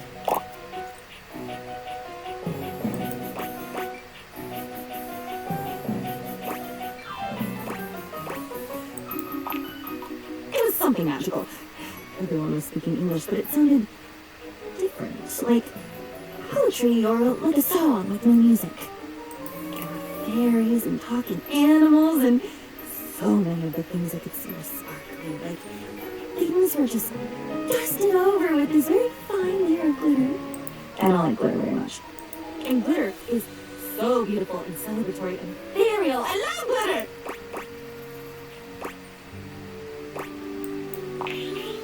Of course you know it. It's yours. The point here wasn't so that you could bathe in the reflected glory of this gorgeous memory. Don't you do that enough with me? Help me! You said this would help me not be you anymore. Much obliged. I remember I was standing on my tiptoes in the wings, waiting for my entrance.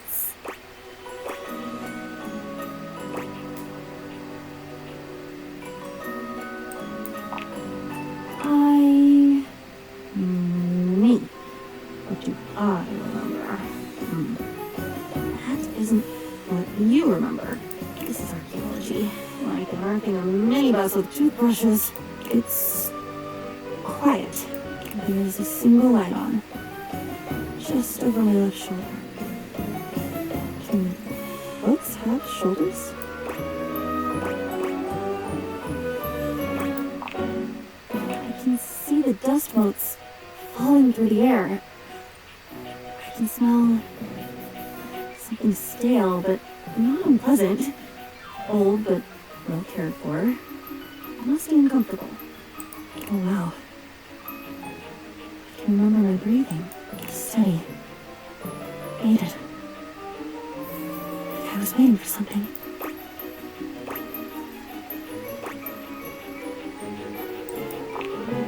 It's difficult to tell. I was waiting for you to come back. The light was on. I was open on the desk, imagining the adventure you must be having. You'd told me so often how excited you were to be in Edinburgh. How much you loved this play.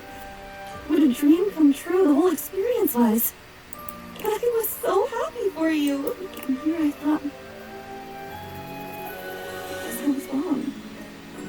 This is such a happy memory. And I was waiting, patient and willing for you to come back. Come home.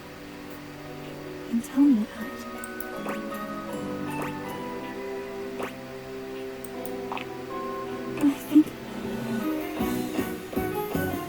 Thank you. I think you've saved my life. I did have it before. I just never lived it. I lived yours. You were overpowering. I hope very much that I will never be the same. And I'll ask you to go wait on the desk now. I'm going to go make my entrance and see what I learn. Come back. Come back soon and I'll tell you about it.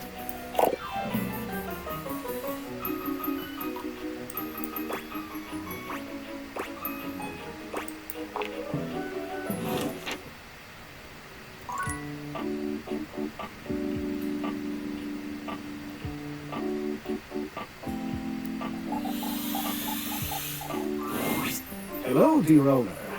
It's nice to see you again.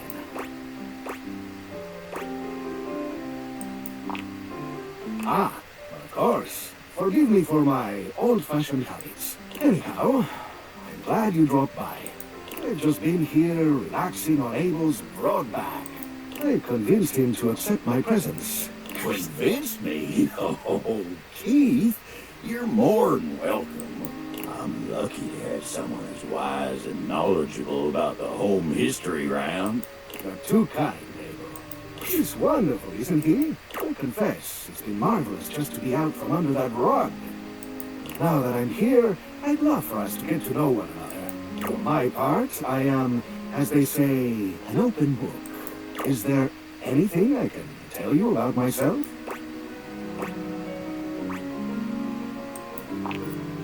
I have asked myself the same question time and time again. Those were dark times, and I had plenty of opportunities to wonder at it. However, I've come to the conclusion that some questions may never be answered.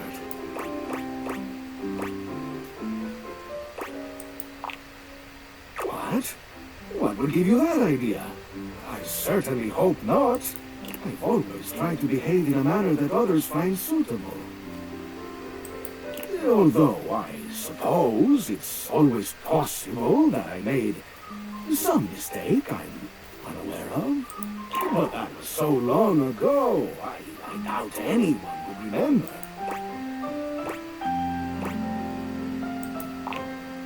You're probably right. But no matter. I am here now. Anything else you'd like to know about me? Why, yes. Hopefully I'll get to know a lot about you in the future. But for starters, how about a few basics, eh? Like, do you prefer blondes, brunettes, or something else?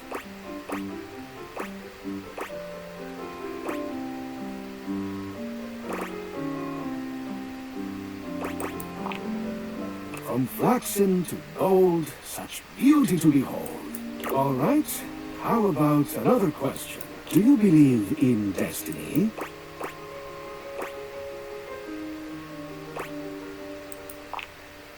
Wonderful. Open is how we like things around here. What else do I want to know? Do you think of yourself as traditional or open-minded?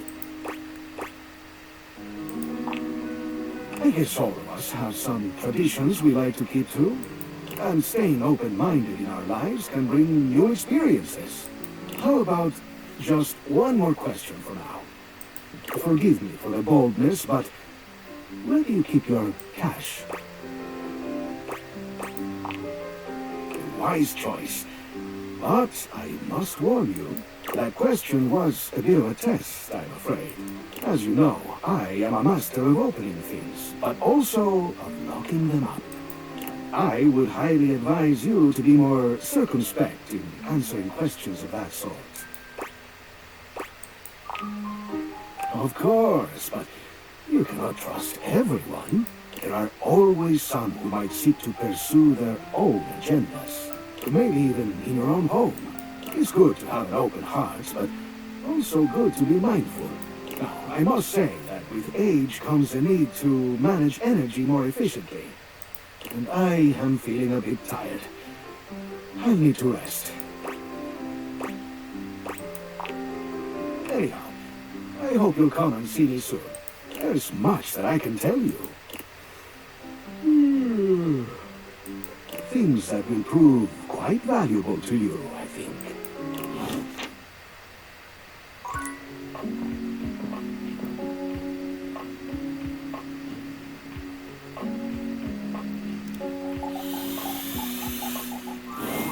You're late, as I assumed you would be.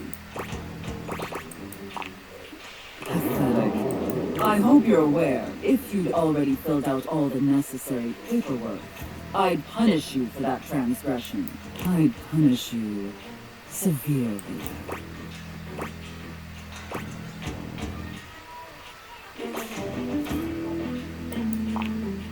God, must you prattle on so incessantly? Listening to your pitiful yammering is like nails on a chalkboard.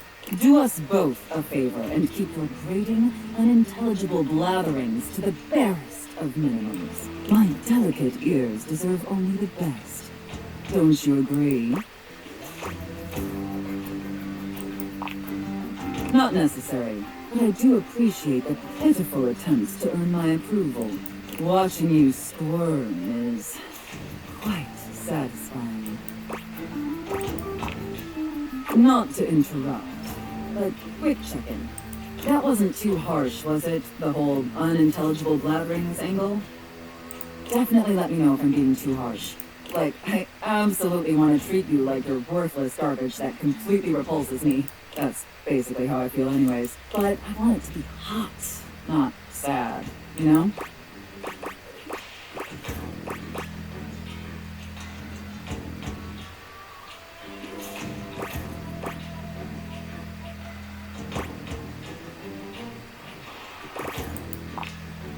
Enough flirting. We have business to attend to.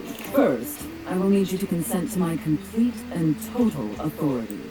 You will surrender yourself to me, making you compliant, dependent, and subjugated to my will and my will alone. Do you consent, wretch?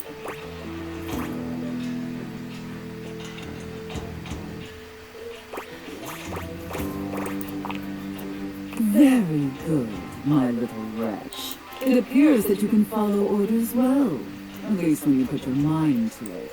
That will suit you very well in your new position. And if you keep doing as I say, perhaps there are some other new positions we can try with you. But first, your mistress has another demand.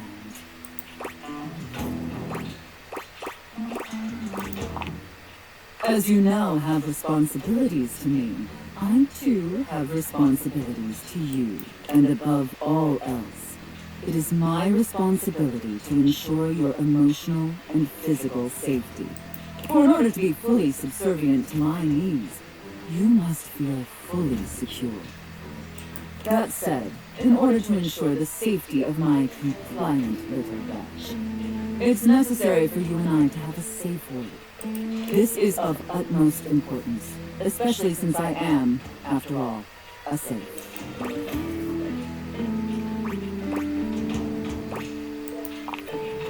Usually I would choose our safe word. But since you've been doing such a good job today, and because I'm feeling particularly generous, perhaps I'll let you pick. Do you have one in mind?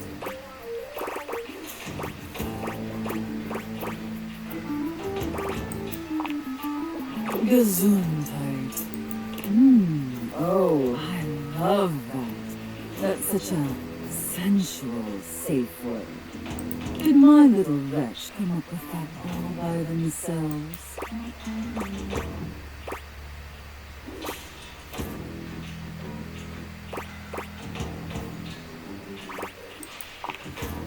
Interesting.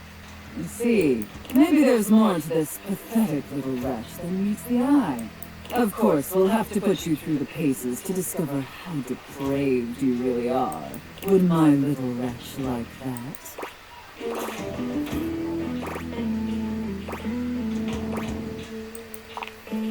Good. Compliant and subservient. You're off to a promising start. But before we truly begin, I have one last issue that's been bothering me. Between you and me, I've become incredibly bored with most of my other, let's call them relationships. They've become routine and uninspired. They're stale. And this displeases me. You have no idea. Lucky for me, you came along at just the right time. It affords us an opportunity to experiment with something new. I think, perhaps, to ensure you reach your full potential. Shake off the oppressive shackles of our everyday humdrum reality. Do you understand?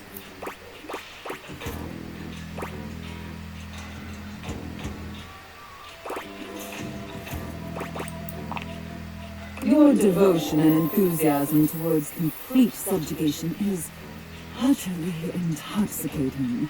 But no, let me try again. I'm thinking in our relationship, we allow ourselves the freedom to expand beyond the limited confines of our stale, everyday identities and roles. Do you understand now?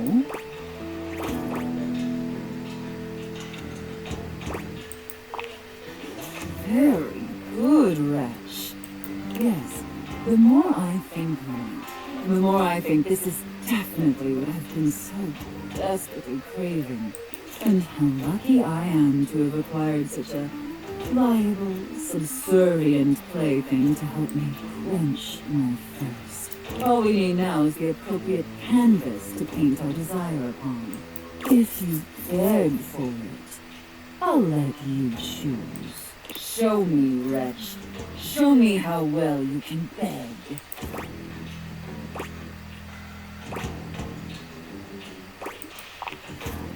so utterly pathetic. I really shouldn't reward you for debasing yourself so pitifully. However, I do so love the sound of begging. And because you did a satisfactory job, I've decided to grant your request. So, wretch, out of these 3 tantalizing scenarios, which do you think your mistress would enjoy the most? Chef and prep cook, Santa and elf, and finally, IRS auditor and small business owner.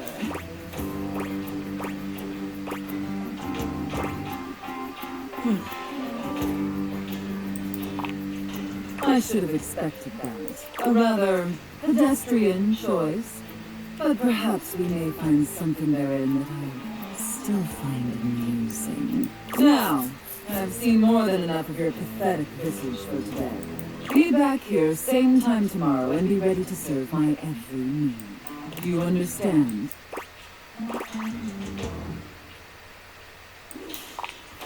Very good, Rush. I look forward to experiencing your vain attempts to please me.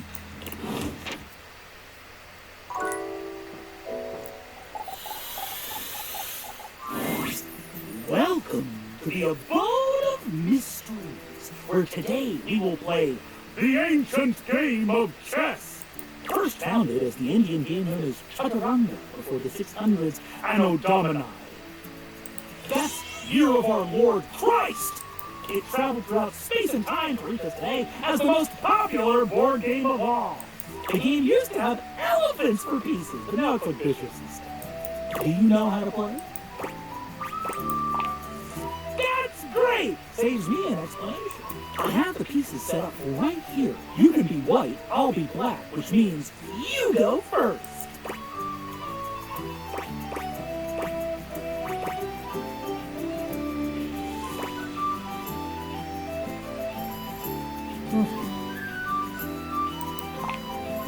Swiftly, you surreptitiously exchange the position of your king and queen. They're similar enough and close enough to each other that it is difficult to notice without a practiced eye.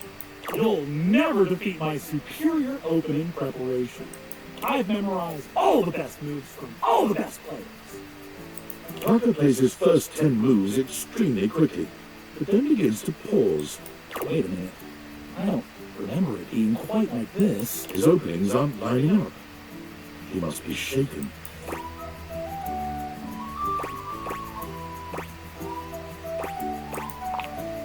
Going for my throat, eh? That means you'll be overextended and I can sneak in from your weak points. Oh, where are your weak points? Move by move, Parker's opening forcefulness seems to dwindle. We are approaching the end game. Parker offers you a trade of pieces.